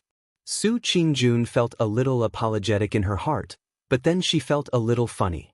Looking at Atsu, she did not know why, but she still felt a little uncomfortable. She softly said, "Lu Chen has been detained, he can't come back tonight. But I have already thought about it. I will go there tomorrow. No matter what they find out, as long as I can't confirm that he is the traitor, I will definitely bring him back, okay?" Atsu quietly looked at Su Qingjun. The light in its only eye was dim and uncertain. The half of its tail behind it had unknowingly stopped. Su Qingjun saw that Atsu didn't respond for a long time. She didn't know if he understood her words, so she could only sigh softly. She then turned around and walked into the cave residence. She opened the stone door and walked in. The heavy stone door closed behind her, and the flying goose platform once again fell into silence. The night became colder. The black dog slowly stood up and walked to the edge of the cliff. It looked at the vast sea of clouds in silence. Its only eye lit up with a dark green light, like a crystal-clear gem, but also like the deep sea. It slowly raised its head and looked at the dark night sky. This night, the clouds were very thick, blocking the moonlight and the stars. It was as if there was only darkness left in this world. It stood there alone, the night wind getting tighter and colder. It looked up at the sky, its black fur swaying, and its dark green eyes shining. Suddenly, it raised its head and howled at the sky, at the night sky, at the dark clouds, or at the cold moon that could not be seen but must be hidden high up in the sky. Oh, the mournful howl echoed above the sea of clouds, lingering for a long time. Su Qingjun did get up early the next morning. After dressing up, she walked out of the cave, ready to go to the cemetery. When she left the flying goose platform, she glanced at the wooden house, but she did not see Atsu, so she thought that maybe the black dog was still sleeping. Su Qingjun got up very early, but on the same morning, there was someone else who got up even earlier than her. He walked through the long street of Kunwa City, which had not yet become lively. Although the street was not lively, there were already some pedestrians. The fat old ma yawned. He saw a stall selling breakfast on the side of the road ahead, so he walked over and sat down. This kind of roadside stall, of course, sold food for mortals in the secular world. There was no such thing as food made of various spiritual materials, so ordinary cultivators would not patronize this place. However, old Ma was obviously more like a mortal. He casually sat down, ordered some steaming hot breakfast and hot porridge, and ate them in big mouthfuls. His forehead was slightly sweaty, and it was only then that he seemed to heave a sigh of relief, looking a bit more comfortable. "It's so cold tonight," he said with some emotion. He then turned his head to the north and glanced at the majestic Kunlun mountain range. Even the tall city walls of Kunwa City couldn't block the rise and fall of the majestic mountain range. Old Ma pursed his lips and said to himself, "I've done what I should. You better not bother me.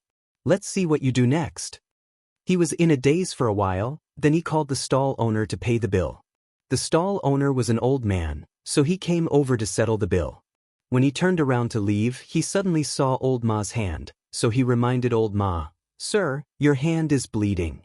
Old Ma looked down and saw some blood between the fingers of his left hand. He immediately smiled and said to the stall owner, I didn't expect to cut my hand. Thank you, boss. I'll go bandage it later." The old man chuckled, put away the bowls and chopsticks, and walked away. Old Ma stood up and walked back to the street. As he walked, he calmly wiped his left hand under his sleeve. That trace of blood was wiped on it, then it disappeared from his hand. He happily and contentedly walked forward, just like an ordinary person. At this time, the street gradually became lively and more people appeared. No one noticed a fat man with bloodstains on his hand gradually walked into the crowd and disappeared. He did not sleep well that night. The Yin energy in the righteous grave was too heavy. It was really not suitable for ordinary people to live in. Even for a foundation establishment realm cultivator like him, living here for a long time would also feel uncomfortable. If one lived in this kind of shady place for a long time, perhaps even one's temperament would become strange, just like that corpse watcher. He was actually curious about the corpse watcher. This skinny and shriveled old man was mysterious and obviously powerful. He also seemed to have some unexplainable grudges with the newly promoted Yuaning Zhenren, Dongfang Tao, which made him even more unfathomable. But right now, these were not the things that he was most concerned about. He was recommended by Dukan Zhenren to sect leader Idle Month Zhenren. He was wholeheartedly pursuing that evil faction spy murder case. However, this matter had been dragged on for a long time. He was actually feeling a great deal of pressure. And because of this, he had no choice but to gradually turn his methods more intense. It was already too late to use the previous gentle and tactful methods. Teacher and sect leader Reverend, They could not continue to indulge like that. He felt wronged. This evil faction spy's methods were ruthless but unusually cautious. Even with his very familiar experience with the evil faction, after so long, he still could not find any reliable clues. But in his heart, he did not blame those two teachers. Without them, he would still be in closed-door training and reflecting on his mistakes. Without them, he would not have been able to come out and do things so early. He even felt a little ashamed and felt that he had let down his teacher and sect leader Reverend. So, today, he felt that the reason why he could not calm down last night was because he did not do a good job. Then today, he must think of a way to carefully interrogate the two people who were currently detained, and strive to find out something. If there were any results, based on this merit, he would definitely be able to let his younger brother, Xianxia, return to the Kunlun party. When he thought of this, his somewhat heavy heart lightened up a lot. When he strode out of the room, he probably thought of his younger brother. The corners of his mouth carried a trace of a smile. But the moment he walked to the courtyard, he was suddenly stunned. On the grave's black main entrance, the room door was opened, but he did not know when, but there was a black dog standing outside. The black dog was staring at him. Chapter 194. Of course, he had never seen one before. Or rather, even if he had, he would not have cared about such an ordinary black dog. However, when he saw the black dog, he was still slightly shocked. He was curious as to why a dog would appear in such a shadowy place where all living creatures and creatures avoided it.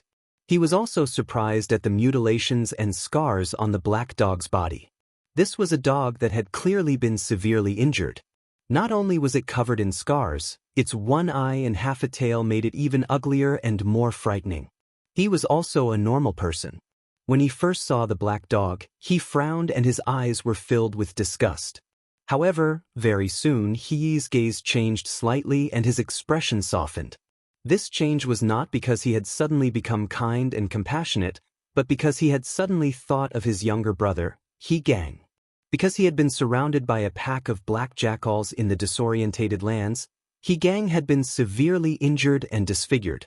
Now, after a series of twists and turns, he did not look like a human or a ghost. As his older brother, his heart ached for him. For some reason, when he saw this black dog, he suddenly thought of Xianxia and felt an inexplicable sense of compassion. So, he did not immediately chase the black dog away.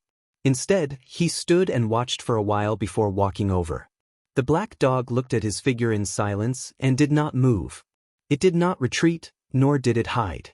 There was a strange light flowing in its single eye as it stared at He's figure.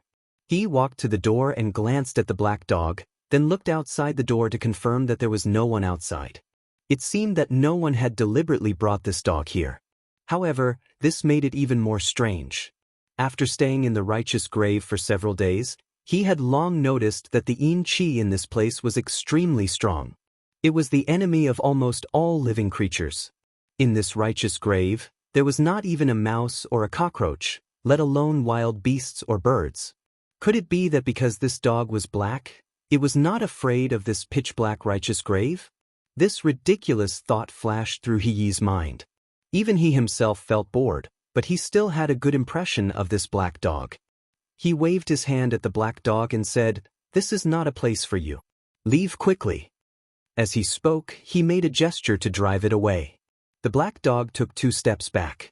Although it was still staring at He, perhaps because he did not show too much hostility before, and even had a little bit of gentleness to it, the black dog did not react too aggressively to He. It glanced at the courtyard of the righteous grave and seemed a little hesitant. The darkness and the strange atmosphere inside made it very uncomfortable and it did not want to go in. So, after a moment of hesitation, the black dog retreated more than 10 feet away and found a large tree to lie down, as if it was waiting for something.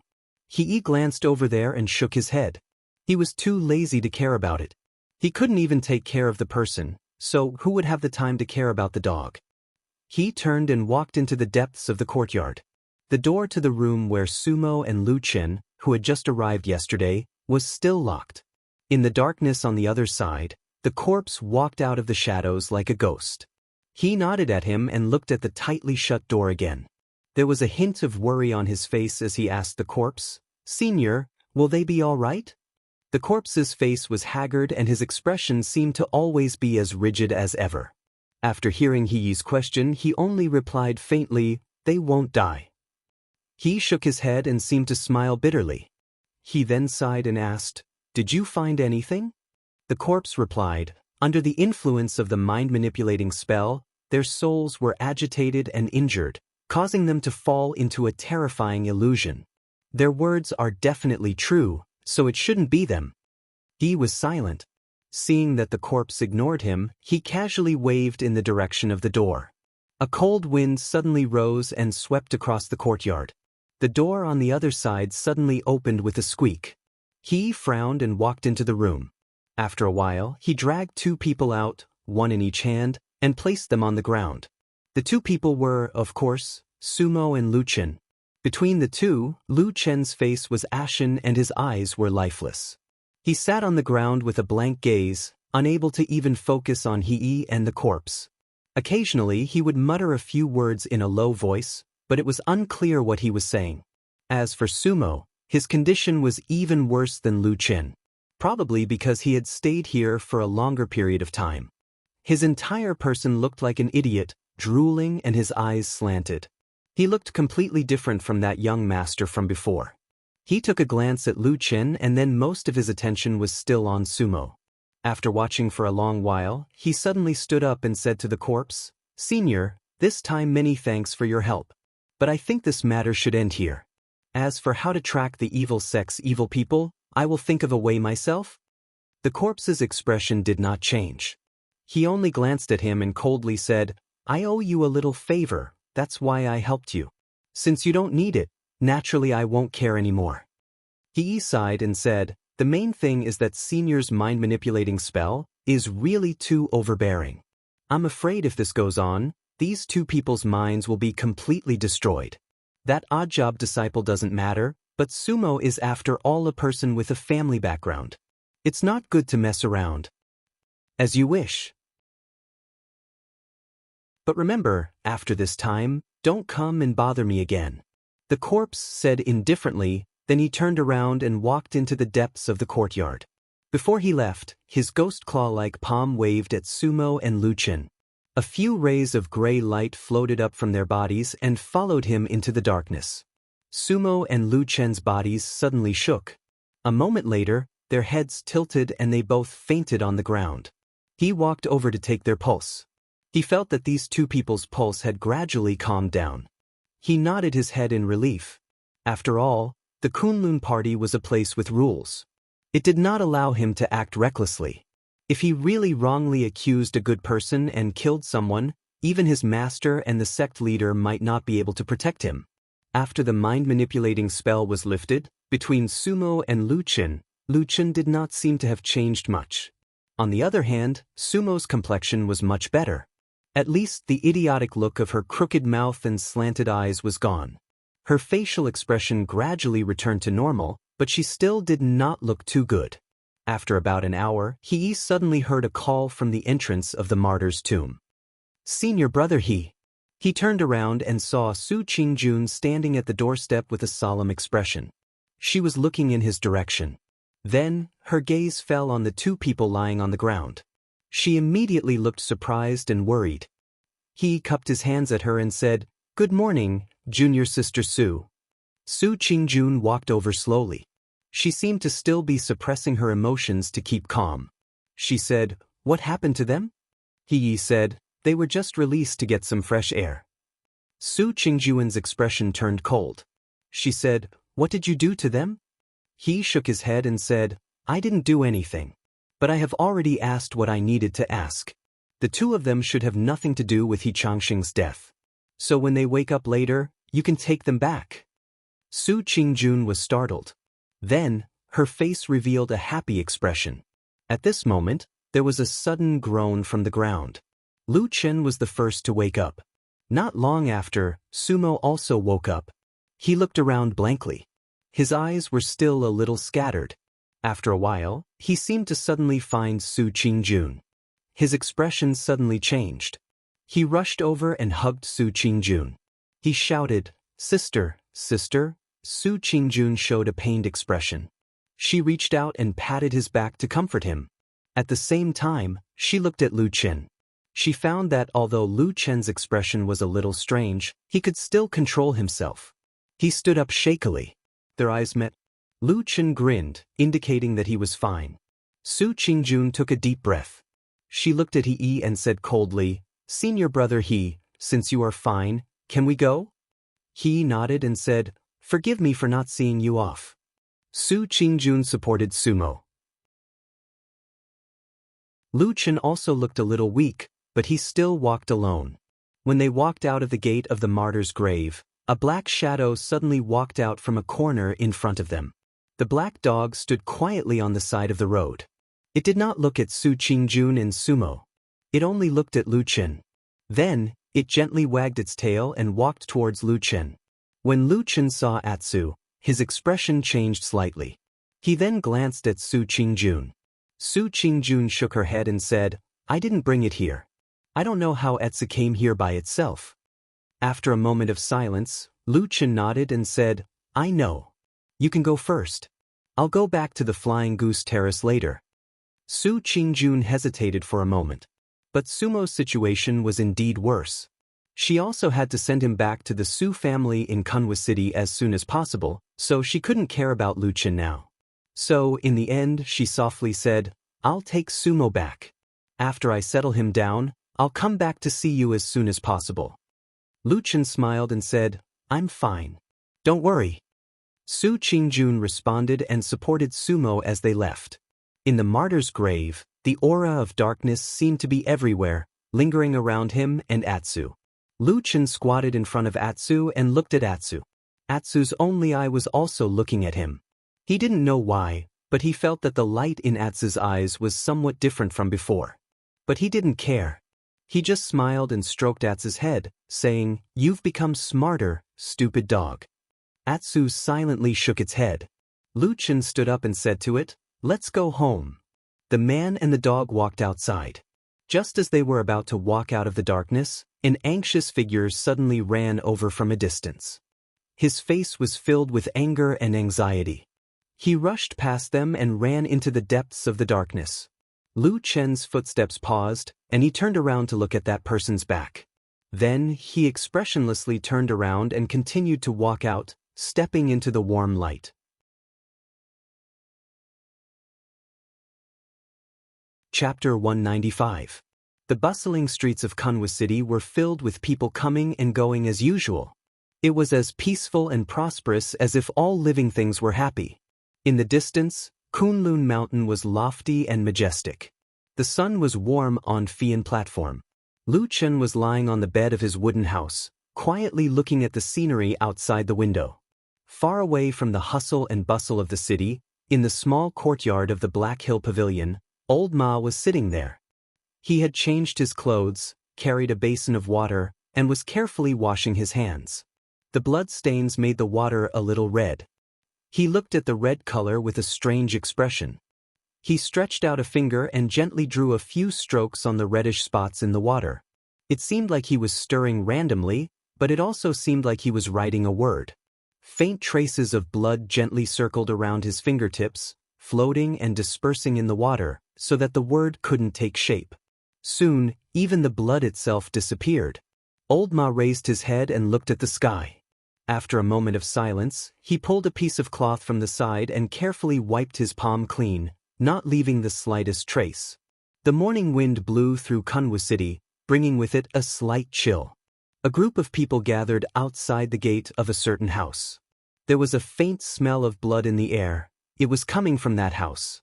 The crowd of onlookers looked a little excited, as if they had lived ordinary lives for too long and finally had a lively scene to watch. However, from beginning to end, no one tried to enter the courtyard. Who was a fool these days? Being wise to stay out of trouble was the right thing to do. Later, a figure suddenly flew over from afar and rushed into the house like an arrow leaving the bow. Because his speed was so fast, there was even a sharp whistling sound as he broke through the air, making people unable to clearly see his figure and face. Immediately after, several figures rushed over and landed at the gate of the house. The difference was that they all clearly appeared in front of the crowd. The crowd of onlookers suddenly became restless because the people standing guard in front of the gate were cultivators wearing the uniform of Kunlun party disciples. The person who rushed in the front with the fastest speed was he. The place he rushed into was the residence of his younger brother, Xianxia, several times before. When he received the news and rushed here, when he smelled the faint smell of blood, his heart slowly sank until he rushed into the courtyard and saw the bloody scene. Xianxia was lying on the ground in the middle of the courtyard, already dead. There was also a blood stain on his side, from his bedroom to the place where he died. It seemed that he had struggled to crawl from there. He had lost a lot of blood, so his skin looked a little pale, which made his already disfigured face look even more terrifying. Xianxia's eyes were still wide open, as if he had died with a grievance, but no one knew what he had seen before he died. He stood there stiffly, looking at the corpse on the ground in a daze. Just a few days ago, he was still sitting together with him, looking forward to the beautiful days in the future, and even exaggeratedly thinking about what kind of good sister-in-law he should find for his brother in the future. Sometimes, he really thought that he and his younger brother could live well like this, that he would become successful and famous, that he would be successful in his cultivation, and that he would take good care of him for the rest of his life. The past flashed past his mind like scenes from the lonely childhood, the brothers who depended on each other for survival, to supporting each other for so many years, from when he was young to now, from when he was young to when he was mature. The only thing that never changed was his smile, Big Brother. At this moment, like a death knell, the sound of Big Brother rang again and again in his ears. He only felt that his heart was beating crazily, as if it was about to explode. He thought that he was going crazy, shouting and yelling, but in the end, he could not make a sound. He just staggered forward, and then knelt down beside his younger brother's corpse. The smell of blood assaulted his nostrils. He suddenly felt like vomiting. His hand trembled a little, and he slowly reached over and gently touched Xianxia's head. His younger brother's head shook slightly, but there was no reaction. Where he touched it, his fingertips felt a trace of coldness that seemed to seep into his bones. He clenched his teeth, his mouth silently contorting for a moment. Then he lowered his head, his entire body tensed up and trembled. He forcefully swallowed all the anger and pain. He's dead, he's dead, he's dead. There was a bitter smile on his face, but there were no tears, only desolation. Then he gently used his hand to wipe his younger brother's eyes, wanting him to at least rest in peace, but after trying a few times he found that the eyes could not close. He slowly retracted his hand.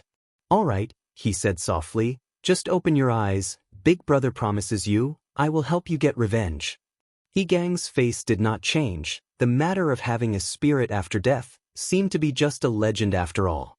He lowered his head and was silent for a very long time. Then he quietly began to help his younger brother tidy up his body, smoothing his clothes and straightening his body. Then he found that Xianxia had a hand under his body. He tried to pull his hand out, but when he flipped over Xianxia's body halfway, his body suddenly trembled and his movements abruptly stopped. After a moment, he relaxed his movements, lightly pulling Xianxia's body to the side, revealing the piece of ground he was originally pressing down on.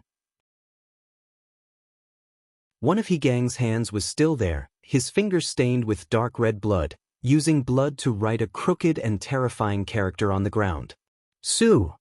That crooked character was like a sharp blade that was stabbed into his chest, that dripping blood, imprinted in his eyes like a burning scarlet flame. He stared at that character, the muscles at the corners of his eyes twitching slightly. At this time, the sound of footsteps came from behind him. It was the junior brothers that he brought with him walking in. He seemed to want to say something, but he quickly closed his mouth. A trace of a desolate smile appeared at the corners of his mouth, and then it quickly disappeared. His face became gloomy, and in the end, indifferent. He stood up, and with a step, he stepped on that character. The several Kunlun disciples next to him walked over. When they saw the bloody scene, they all had frightened, angry, and unbearable expressions on their faces. One after another, they came up to comfort He slowly nodded, and without saying anything else, He only said in a soft voice, "Thank you, junior brothers, for helping me." As he said this, he slowly walked forward, but as he lifted his foot, there seemed to be an infinitely heavy pressure on his shoulder. When he took a step forward, a dazzling trail of blood appeared under his foot, and it was a bloody mess. Some people helped him to the side to rest, while others sighed and prepared to clean up the mess. In the middle of it all, they glanced at the ground. In the middle of it, there was nothing but fresh blood on the ground. Only when the sun shone down, it illuminated the bloody and tragic shadow. There were still 13 days until the next full moon night. There was some turmoil in the Kunlun party, and it was about he. His only relative, his younger brother, Gang, was suddenly killed in Kunwa City, and his body was thrown in the courtyard. When the news came, he was so grieved that he almost couldn't do anything, so the murder case of Xianxia, which caused a lot of trouble, suddenly quieted down. Dukan Jinren, who cherished his disciple, once again summoned he back in the name of closed-door meditation. He went to the sect master, Reverend Idle Month, to ask for forgiveness, and took all the responsibility. But Reverend Idle Month was also open-minded and didn't really pursue the matter. In any case, they were all from the same sect. If someone was to blame, they could only blame the devil cult's evil man for being too treacherous and cunning. It was just that in the sect, everyone seemed to hate the devil cult to the bone and felt indignant about the injustice, but in private, there were some whispers that couldn't be brought to the surface.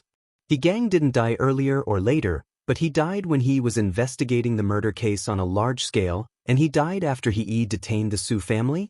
The water was deep. Many people said so with a meaningful smile on their faces. The Su family, on the other hand, remained silent. Originally, when they brought Sumo back, they were indignant and wanted to fight back and take revenge. But suddenly, overnight, all the Su family were directly locked up at home by Su Tianhe, and were not allowed to go out easily. The atmosphere in the Kunlun party was a little strange, but in any case, things that didn't come out publicly, everyone could pretend that it didn't happen. Life still had to go on. When the moon at night began to slowly become full from the smallest crescent, Lu Chen also went out several times in the middle of the night, hoping to encounter the strange three-eyed bug again, but he didn't find anything. That night really seemed like a dream. Everything seemed to be the same as before, nothing had changed. Until one night he suddenly saw Atsu lying on the windowsill, suddenly raised his head, and howled at the dark sky, and heard that mournful long cry. Lu Chen suddenly sat up. After the long cry, Atsu turned to look at him, and suddenly jumped out of the window. Without any hesitation, Lu Chen directly jumped out, and then followed Atsu, all the way to the forest behind the mountain of Flying Goose Terrace.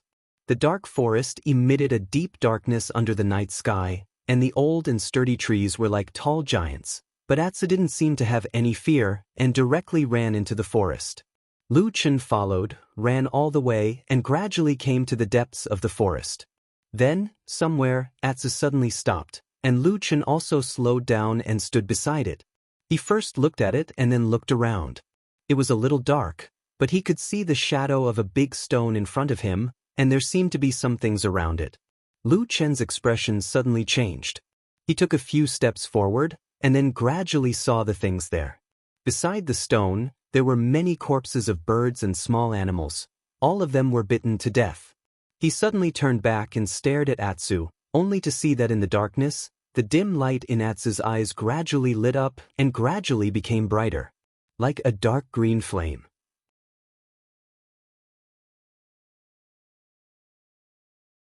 Chapter 196. Lu Chen's eyes met Atsu's. In this quiet night, in this dark forest, there was a night wind blowing above the trees, and there was a slight rustling sound of the branches and leaves swaying. There was also a glimmer of light, like a green flame, much brighter than the eyes he had seen in the past. There was not much smell of blood around, even if there were many corpses of birds and beasts. Perhaps the blood had dried up after a long time. There was a low gasp from Atsu's mouth, as if it was hiding a trace of pain. Its eyes began to change, with a hint of madness, as if at this moment, there were suddenly two thoughts suddenly colliding in its mind, tearing at each other crazily. The green light also became unstable, sometimes bright, sometimes weak, like a candle flame swaying in the wind. Lu Chen looked at it quietly, his face cold, and there was a trace of coldness in his eyes. But this night, Atsu seemed to be really different from before. It was struggling, fluctuating between quiet and violent emotions, and the darkness around it gradually became turbulent, surging wave by wave. In the quiet forest, it seemed that even the sound of a needle falling on the ground could be heard. No one would have thought that in this quiet night, they would suddenly confront each other here. The darkness gradually gathered into a tide, and wave after wave washed over. The green flame in Atsu's eyes became brighter and brighter, as if it was going to explode in the next moment. The mountain forest seemed to be silent. All the creatures were holding their breaths, and even the trees were cowering. Only in the depths of the darkness, in a ghostly place, there seemed to be a demonic gaze staring at this place, revealing a look of excitement. Suddenly, Lu Chen suddenly turned around, and without any warning, rushed into the darkness on the other side of the forest. Atsu, who was squatting and growling in a low voice, suddenly raised its head, and the green light in its eyes flickered, as if it was a little shocked at this moment. In the darkness, it was as silent as the sea, but after a moment, the darkness suddenly burst like a raging wave, and suddenly scattered. Low roars and sharp whistles mixed together, and all kinds of strange sounds with a creepy aura burst out. Even Atsu subconsciously took 2 steps back, and at the same time, it seemed that its attention was diverted, and the green flame in its eyes slowly dimmed. Bang! Someone groaned in pain in the darkness. 2 figures were thrown out together, but they did not separate in midair. Instead, they were still fighting, and the various moves they used were all extremely vicious and merciless. Every move was fatal, and every move was bloody. The figures descended from the sky. One of them was Lu Chen. At this moment, black light flashed in his eyes, and his aura was completely unleashed. It was filled with a chilling killing intent. The normally harmless errant disciple was nowhere to be found. Right now, he was clearly a cold-blooded killer. And opposite him was a petite figure, who clearly had an unearthly beautiful face, but the ruthlessness of her attacks was like the most terrible evil spirit. It was White Lotus. The battle between these 2 people was practically a repeat of the last time. They didn't possess any of the dignity and grace of cultivators, and all they utilized were ruthless, sinister, and ferocious methods. They stopped at nothing for the sake of killing each other as soon as possible. Blood instantly flew, and drops of blood stained the white and beautiful face of White Lotus, like the red dew on the beautiful flower petals in the morning, and it was shocking. When she fell, she had already scratched Lu Chen's chest, and her white fingertips instantly whistled up with wind and snow, and in just a moment, she had already pierced Lu Chen's chest. However, the wind and snow only stopped here, because almost at the same time, a hand rushed out from the darkness like an evil spirit, and had already grabbed White Lotus's slender neck. Lu Chen was like a roaring evil spirit, wildly rushing up, and White Lotus moaned in pain. Her fingers trembled, and the ice and snow exploded on Lu Chen's chest, and the countless fragments of ice crystals all turned the color of blood. Lu Chen let out a low roar, and his face twisted, as if his whole body had fallen into an ice cellar. But at this moment, it seemed that all the blood in his body was cold, and he was isolated from all the pain, ignoring it. Those 5 terrible fingers flickered with black flames, and in an instant, they burned into White Lotus's flesh and blood.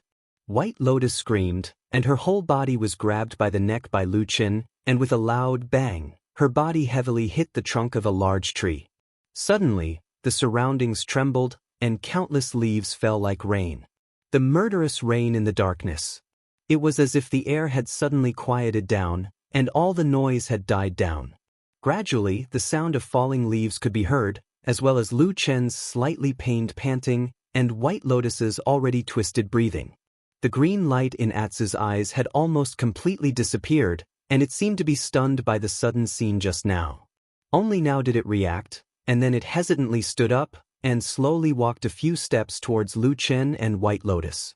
As it got closer, it could clearly see that in the still falling leaves, Lu Chen slightly lowered his head, as if he was sucking in cold air, and coughed softly. His chest was a mess, and his right hand was straight in front of him. He still grabbed White Lotus's neck and pushed her against the tree trunk, so that her petite body was suspended in the air, and her face was pale, as if she was about to suffocate to death. In the forest, there was only silence. Atsu looked at the two strange people, and hesitantly took a step forward. Suddenly, Lucien turned his head and looked at it. His empty left hand suddenly raised, and he pointed a finger at it. He pointed at it condescendingly.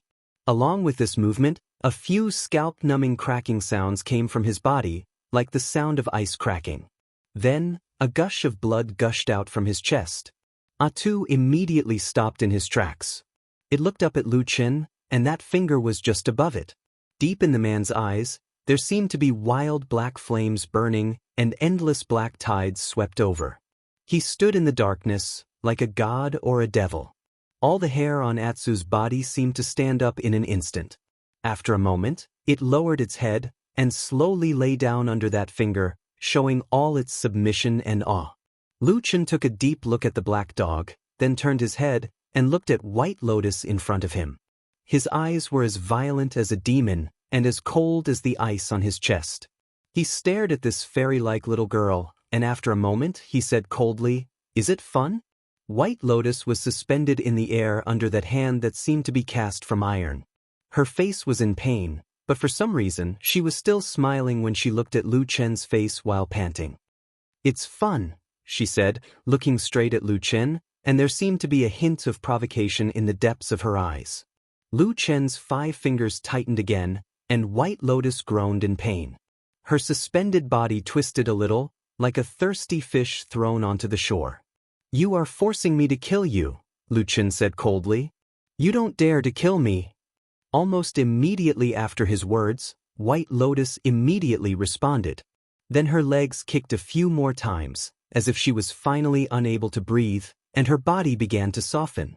Lucien silently looked at this strange girl who seemed to be a mix of light and darkness, beautiful and fierce angel and demon. After a while, he suddenly let go of his hand. White Lotus let out a soft cry, and her whole body fell down. After falling to the ground, she covered her neck with both hands, and began to desperately gasp for breath. After a while, she finally calmed down. Lucien looked at her quietly, then sighed and said, "You are right, I don't dare to kill you." The darkness in the forest at this time had gradually calmed down, no longer surging like the tide, nor was there that kind of fierceness. Instead, there was a hint of quiet gentleness. Lucien walked to the side of Atsu, and very naturally sat down on the ground next to it. At this moment, all the different aura on his body had disappeared, and he seemed to have changed back to the usual gentle and useless odd-job disciple. However, Atsu seemed to be more familiar with Lucien's aura. It gently leaned over, using its head to rub against Lucien's thigh, and then nestled beside him, just like before, intimately, as if nothing had happened. On the other side, White Lotus also walked over after resting for a while. After that life and death battle, she seemed to suddenly forget everything, just like Atsu, as if nothing had happened, and naturally sat opposite Lucien and Atsu. The atmosphere was a little vaguely strange. Lucien raised his head to look at her and said, "I thought we had already made it clear before." White Lotus said, "What do you mean?" Lucien said, "Well, water does not interfere with the river water. As long as we stay away from each other, we will be safe." White Lotus thought for a moment and said, "I originally thought so, until I saw Atsu again." Atsu raised its head to look at her from Lucien's side. Lucien stretched out his hand to press its head, and touched the fur on its head, and said, White Lotus stared at him, as if trying to find some clues from Lucien's face, and said, "This dog has the aura of the blood food secret method." Lucien shook his head and flatly said, "There is no such thing." White Lotus sneered, "You think you can dismiss me with this sentence? I will not be wrong." Lucien was silent for a moment, and suddenly said, "Don't forget that the world is big, and there is not only one blood food secret method, there may be other magical powers that you don't know. And even if it is the blood food secret method, it is not unique to you. On what basis do you make wild guesses?" White Lotus said, Of course I know this. In fact, even if this dog really has the blood food secret method, it doesn't matter to me. But the most important thing is that this dog did not go crazy or die after being used the blood food secret method. She sneered and looked at Lu Chen and said, "Don't tell me you don't know what this means?" Lu Chen gently touched Atsu's head, but fell silent and did not say a word for a long time.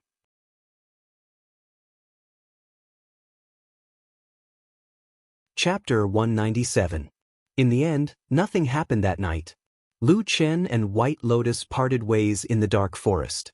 They went their own ways and went their separate ways. When the beautiful girl disappeared into the forest like a ghost, Lu Chen brought Atsu to Flying Goose platform and returned to his wooden house. Late at night, the clouds parted and the moon appeared. A faint ray of moonlight shone on the windowsill and shone on Lu Chen and Atsu. Atsu looked up at the sky. The crescent moon was like a hook, while Lu Chen stared at Atsu. After a while, he stretched out his hand and gently touched Atsu's back. Atsu turned its head and glanced at him. Lu Chen frowned slightly. After a while, he suddenly said, "You can't stay on this Kunlun mountain anymore." Atsu's only eye flickered.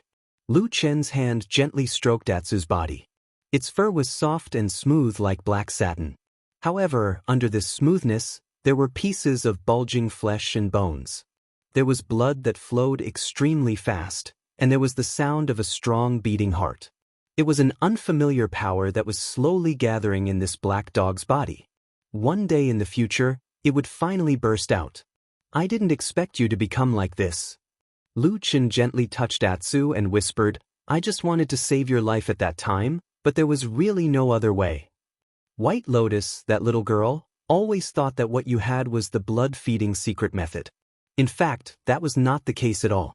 What I used that day was the devil cult's reincarnation formation and the blood soul crystal fragments that I condensed with my evil method.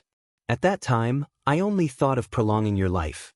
But I didn't expect that you could actually absorb the blood soul crystal fragments and activate all the potential of your bloodline. This result is almost exactly the same as the blood-feeding secret art, so she's mistaken. Lu Chen smiled and said, "Atsu, I think your father, whom you have never met, must be an extremely powerful demonic beast. That's why he could give you such a strong bloodline." Atsu leaned forward. It wasn't clear if it understood Lu Chen's words, but it didn't say a word from beginning to end. Lu Chen didn't mind. He raised his head and looked out the window, looking at the moon high up in the sky. After a while, he said softly, "You can only stay for another 10 days at most. When the night of the full moon arrives, you won't be able to endure it anymore. Before that, you must go down the mountain." The next morning, the sky was bright. When Lu Chen walked out of the wooden house, he saw Xian's figure walking quickly from the foot of the mountain. Although she told Lu Chen that she would come back to see him as soon as possible, but in fact, these days, Su Qingjun hadn't come back. As for the reason, Lu Chen actually knew very well that Sumo's situation was actually far worse than when she came out of the martyr's grave that day. Mind-manipulating spell was a very overbearing spell, but it couldn't be said to be evil or evil. In fact, similar methods existed in both the righteous faction and the devil cult. But firstly, it was very difficult to practice, and secondly, it was very easy to backfire on oneself. So there weren't many people who practiced it. Needless to say, there were many madmen in the devil cult. As for the righteous faction, there were also people who practiced similar spells, but almost all of them were in Fuyunji under Zheng Xianmeng's command. After all, this kind of spell was almost of no help to the cultivator's own cultivation and strength, but the danger was not small. Most of the time, it could only be used as a means of interrogation. Lu Chen didn't know much about the other halls of Zheng Xianmeng, but he knew Fuyunji like the back of his hand. That day, he saw that Sumo was cast with an extremely overbearing mind-manipulating spell, and her mind was damaged. Moreover, the person who cast the spell was very ruthless and ruthless. It seemed that in order to get what he knew, he didn't care about Sumo's life at all. At that time, Lu Chen felt a little strange. He felt that he didn't seem to go so far, otherwise, he would directly fall out with the Su family. With the Su family's current reputation and Su Qingjuan's advancement to Jin Dan, Doing so would directly become a life and death enemy, which was really stupid. Until, later, he saw the person who looked at the corpse. For a moment, he almost thought that the person who looked at the corpse was a spy sent by Zhengxianmeng Fiyunji to the Kunlun party. Compared to the various things around Lu Chen these days, whether it was people or things, all seemed to be hazy and gloomy. Only Exen that he saw this morning was bright. She bathed in the bright morning light, walking briskly. When she saw Lu Chen standing on the Fian platform, she suddenly laughed, then waved her hand vigorously and ran over to him. The sunlight shone on her face, reflecting an unusually bright brilliance. The fresh mountain wind also seemed to follow her, swirling and dancing, blowing over this mountain peak. "Brother Lu!" Xian called out to him with a smile. Lu Chen nodded to her, revealing a trace of a smile, and said, "Why are you here?" "Oh, Sister Su sent someone to pass a message, asking me to come and see you," said Xian with a smile. Lu Chen slightly raised his eyebrows and said, "What happened to her, asking you to pass a message for her?" Xian sighed, showing a trace of helplessness on her face, and said to Lu Chen, "Sister Su has something to do at home, she really can't leave, but I heard from her that you seem to be injured, and she is also a little worried, so she asked me to come and see you. Sister Su also said that if you feel that your injury is really serious, let me take you to Baichao Tang first to have a look, and don't worry about anything. In the future, when she returns to the mountain, she will naturally return this favor." Lu Chen smiled and said, "She is a careful woman." Xian said with a smile, "That's right, Sister Su is a good person. I say, Brother Lu, you are really lucky. If it were someone else, it would be impossible for them to treat a part-time disciple like this." Lu Chen glanced at her, and suddenly asked with a smile, "What about you?" Lu Chen asked, "If you also encountered the same situation, would you be concerned about an ordinary part-time disciple like her?" Xian frowned her beautiful eyebrows, seeming to be a little distressed and hesitant, and after a moment of hesitation, she stammered, "Me probably." Lu Chen laughed out loud, and pointed at Xian, saying, "You are a bad woman." Xian suddenly became a little angry, and glared at Lu Chen, shouting, "Why do you ask me these things for no reason? Well, most people don't care about a part-time disciple they are not close to, okay?" Lu Chen shrugged and said, "It's over. It seems that if something really happens to me in the future, I can't count on you."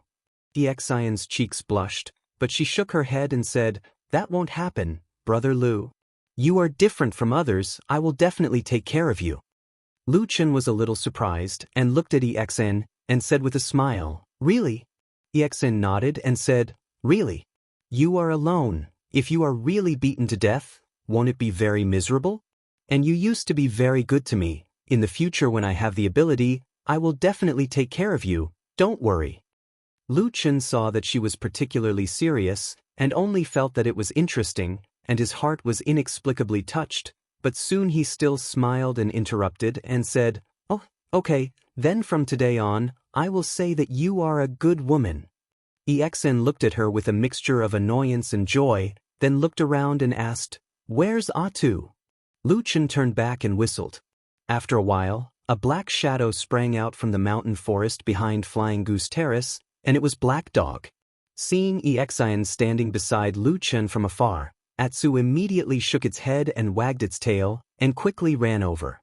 Xian also let out a crisp laughter, and greeted it with a chuckle.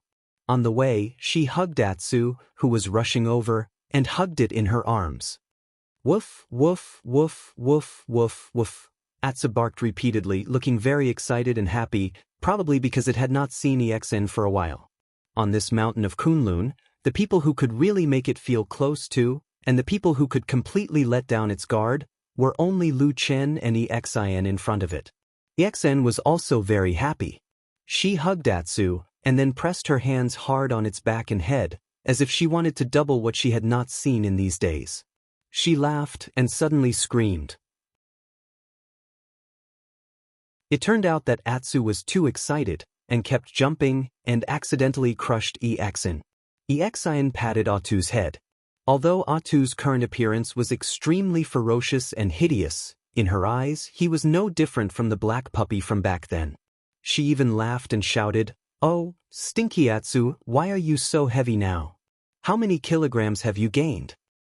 Woof woof woof woof.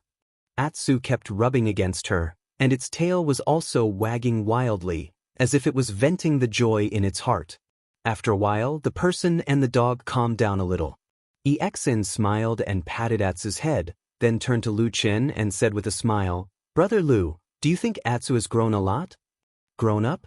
Lu Chen was a little surprised, but after hearing what she said, he took a closer look and really felt that Atsu seemed to have grown a lot.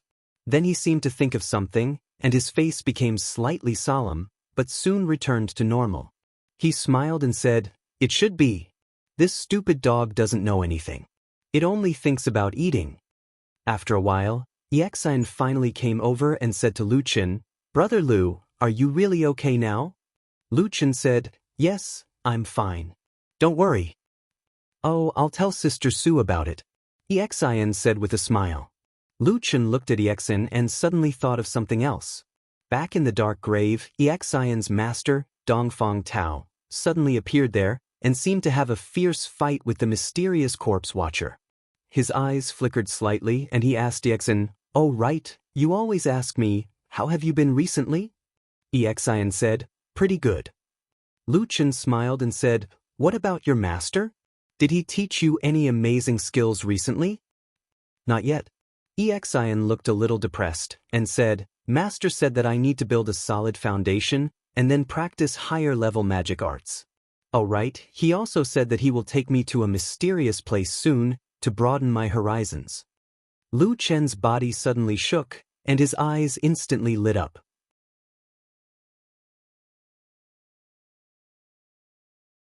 Chapter 198. "Oh, where are you going?" Lu Chen asked Exin. Exin shook her head and said, "Master didn't say.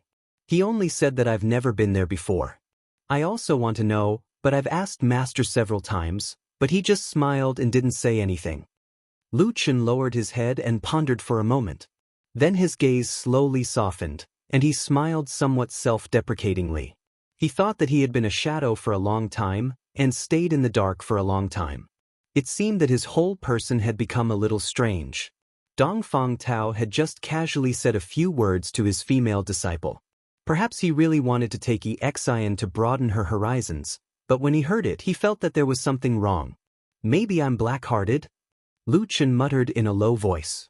Exin, who was next to him, didn't hear it clearly. She asked curiously, "Brother Lu, what did you say?"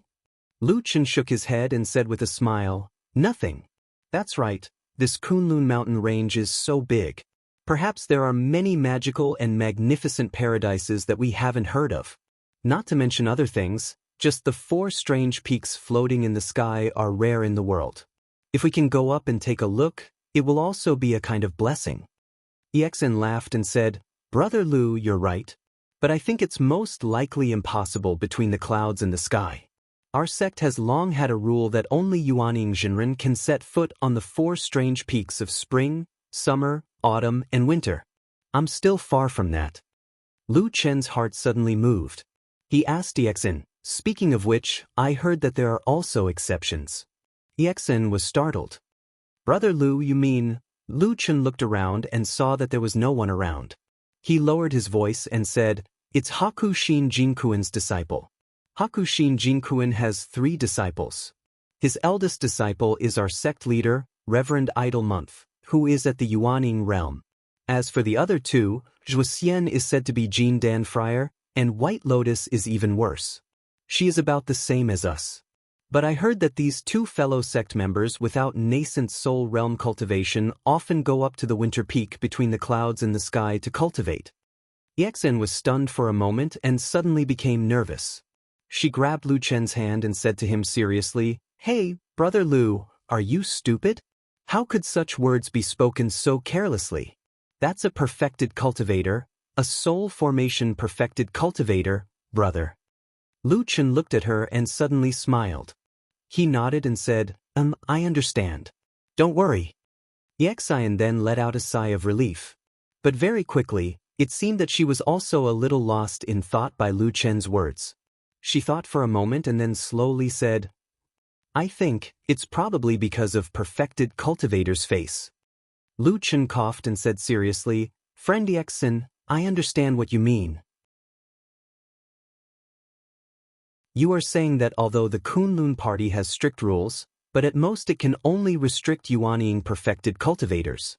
For soul formation perfected cultivators, these rules are useless. Hey! Yexin jumped up in fright. Her face turned pale. She stammered, Brother Lu, you can't speak carelessly. I don't mean that. Lu Chen laughed out loud, but halfway through his laughter suddenly stopped. He was holding his chest with his hand, but there was a trace of pain on his face. Yexin was shocked again. She hurriedly supported him and said, Brother Lu, are you okay? Just as she finished speaking, her body suddenly trembled, as if she suddenly thought of something.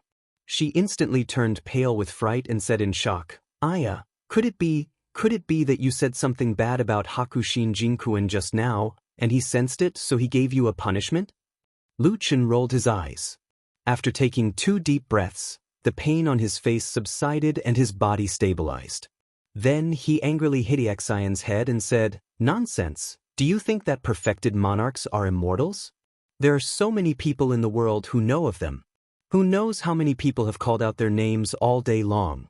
If they were to investigate them one by one, then perfected spirit-severing monarchs wouldn't be able to do anything else. They would just be annoyed to death every day. Yexin was stunned for a moment, and said, If you put it like that, it seems to make a little bit of sense. Nonsense. Yexin suddenly looked a lot braver. After sticking out her tongue, her expression also became a lot smarter. After thinking for a moment, she mysteriously pulled Lu Chen and said in a low voice, If that's really the case, it seems that the 2 disciples of Hakushin Jinkuen have indeed violated the sect rules. Lu Chen said, I said it just now, but there are so many people in the Kunlun party, but no one has come out to say anything. Yexin shrugged and said, Brother Lu, you are also talking nonsense. Who would dare to say anything? That is a perfected spirit-severing monarch. Besides, even the current sect leader, Perfected Idol Month, is also his eldest disciple. Those who still dare to say something like that are either stupid or out of their minds. Lu Chen looked at her and said with a smile, Hey, you are not stupid recently? I have never been stupid, Yexin said indignantly. Lu Chen also ignored Yexin's protest and said to himself, It seems that being a disciple of a perfected spirit-severing monarch is still more comfortable. I am naturally much stronger than others. Yexin said enviously, and then teased Lu Chen, Brother Lu, our Kunlun party has 2 perfected monarchs. In addition to Hakushin Jinkuen, there is also perfected monarch Tianlan, who has not yet had a disciple. If you have some sort of fortuitous encounter and are able to become his disciple, then wouldn't it be great? At that time, wouldn't you be able to get whatever you want and ascend to whatever peak you want? Lu Chen thought for a moment, and said with a nod, You are right. How about this? When I become his disciple in the future, I will not care about the sect rules, and secretly take you to the strange peaks in the sky to see the scenery, okay? Yexin was laughing so hard that she was rocking back and forth. Her giggles were like the crisp sound of wind chimes. She pointed at Lu Chen and laughed so hard that she couldn't say anything. After a long while, she finally caught her breath, but she was still laughing. She smiled at Lu Chen and said, Okay. Anyway, I don't think I'll have much chance to become a nascent soul Taoist master in this lifetime. When I'm really old, I'll wait for you to take me up. Lu Chen spread out his hands and said, Why do you have to wait so long? Just wait for a few years. When I become successful and famous, I will take you up to play. Wah! Yexin laughed so hard that she bent over, laughing so hard that she could not catch her breath. She pointed at Lu Chen and shook her head desperately, then nodded repeatedly and said, Okay, Brother Lu, I am counting on you. Lu Chen chuckled. For some reason, he suddenly felt his mood lighten up. He felt that the sky was clear, that the green mountains were black, and that the sea of clouds was magnificent. The future seemed to have suddenly become beautiful. He smiled and looked into the distance. The mountain wind blew over the two smiling people and lifted their clothes. The branch of Hakushin Jinkuen holds the power and is the strongest branch in the Kunlun party. They have been arrogant for a long time. Everyone, you and I are all disciples of Kunlun. What do we rely on for 5,000 years? It is not the number of geniuses, not the number of people, and not the occasional appearance of a perfected lord of Huashan realm. The biggest reason why the Kunlun party can be passed down to this day is because of the various rules passed down by the ancestors of the past generations. For thousands of years, how many famous sects in the cultivation world of the central region have risen and fallen, rising and falling? Have we not seen enough? Why is it that only our Kunlun party is prosperous? Rules. There is only one word, rules. A deafening voice echoed in a secret quiet room under the eldest prince of Baichao Tang. Someone was speaking passionately, and the others were listening carefully, nodding or silent. There were 5 people in the quiet room, and all of them were Yuanying Zhenren. Even in a first-class sect like the Kunlun party, these 5 people were a powerful force that should not be underestimated. The 2 sitting in the front were naturally the 2 Zhenren of Baichao Tang.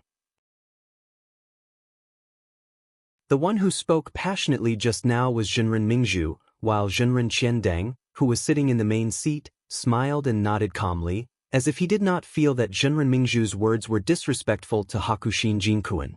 Apart from the 2 of them, the other 3 Yuanying Zhenren had different expressions, and their expressions were slightly complicated. Zhenren Qiandang's bright eyes swept across the crowd, and then he smiled and said, "What junior brother Mingzhu just said, I believe all of you have the same feeling these days. Let's not talk about other things, but in the supreme forbidden area of the vault of heaven and clouds, only Zhenren Yuanying can enter.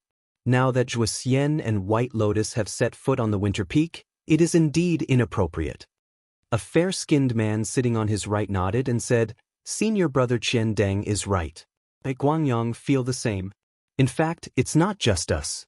As far as I know, there are many Yuanying Zhenren on the spring and autumn peaks who are dissatisfied with this. It's just that the other side is too powerful, so no one dares to voice their anger." That's right. At this time, another Yuanying Zhenren sitting opposite to Zhenren Guangyang said, "But there's nothing we can do about it. Now that Hakushin Jinkuen is guarding the sect, and the Zhenren sect master is his disciple, the Bai clan's henchmen are everywhere in the sect, and we can't do anything about it." Taoist Master Qiandang smiled and said, "Even so, it doesn't mean that there's no chance of a turnaround. After all, this foundation is passed down by the patriarch. As disciples of Kunlun sect, it's our duty to clean up the roots." As he said this, he turned to look at the Yuanying Zhenren who had been sitting in the last row with his head bowed. He asked with a smile, "What do you think, junior brother Moon?" The last Yuanying Zhenren slowly raised his head. His expression was solemn and his brows were tightly furrowed, but he didn't say anything for a while. The quiet room seemed to have fallen into a moment of silence. The gazes of the other Yuanying Zhenren Qiandang quickly fell on Masato Kihara. The air was silent, but it seemed to have suddenly become heavy. After a while, Masato Kihara looked at Zhenren Qiandang and said, "Senior brother Qiandang, I have something to say first." "Please speak, junior brother. I understand all of your intentions. I'm sure all of you are aware of my current situation. It can't get any worse. If there's a chance, it's not a bad idea to take a gamble." He raised his brows and said in a low voice, "I'll say it again. If true Lord Tianlan doesn't personally promise me, I won't participate in this matter."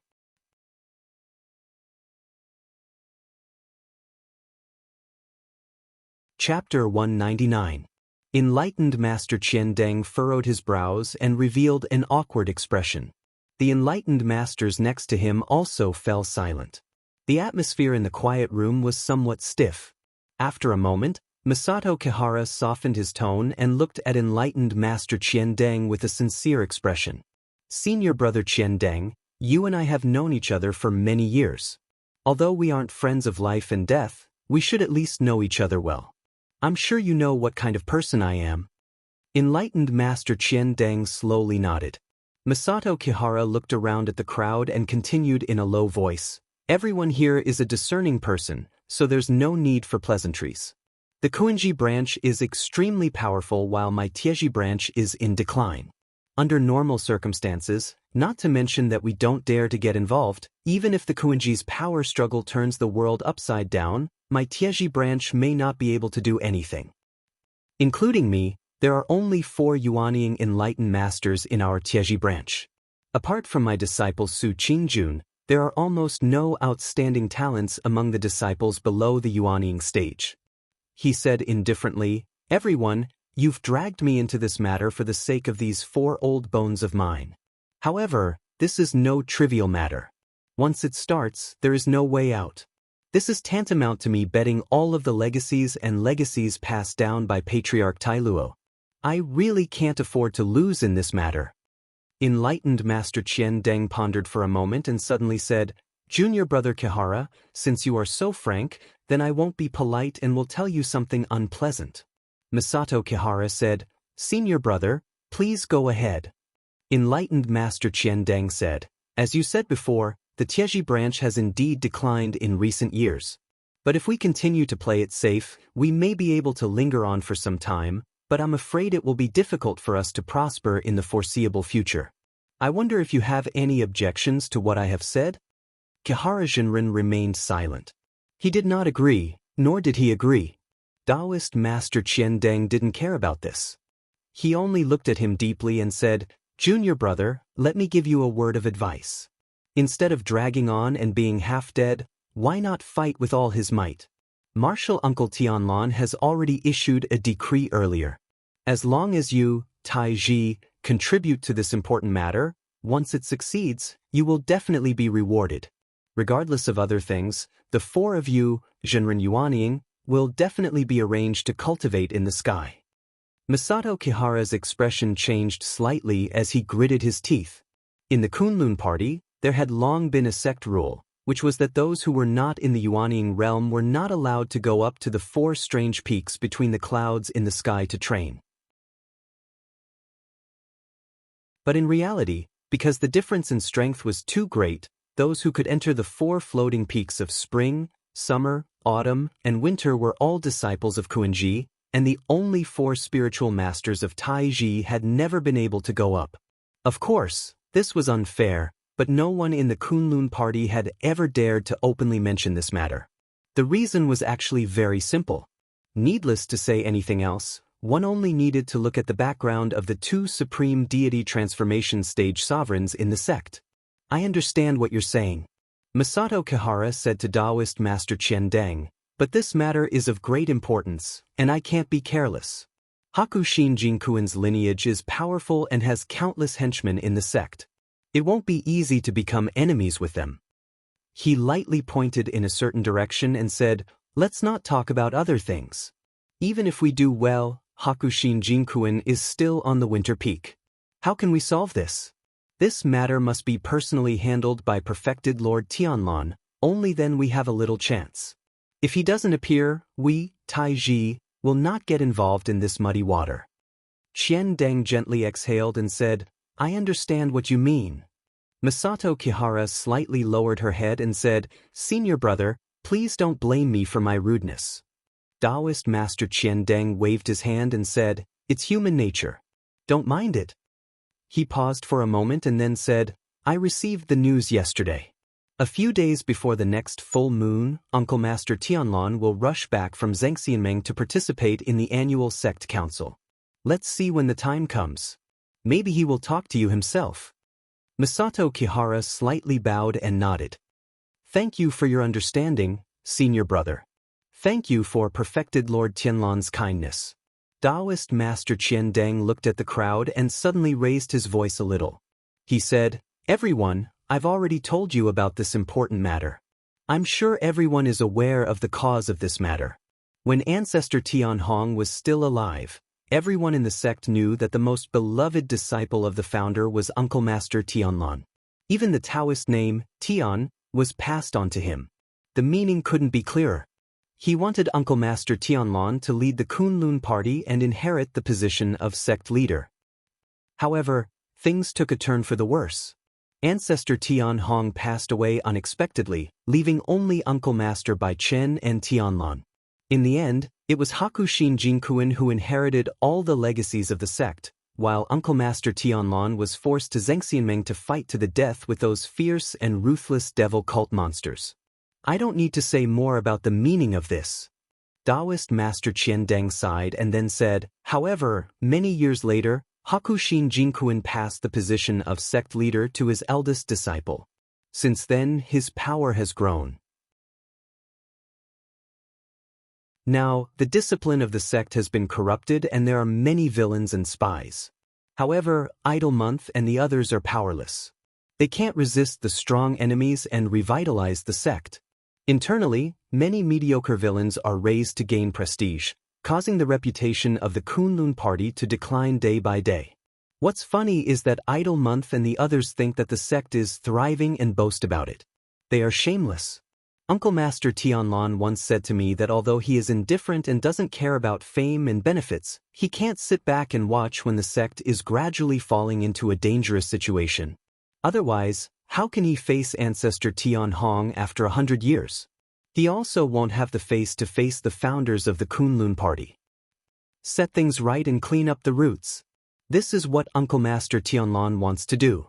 At the end of his speech, Qian Deng's expression was solemn, but he said it resolutely and decisively.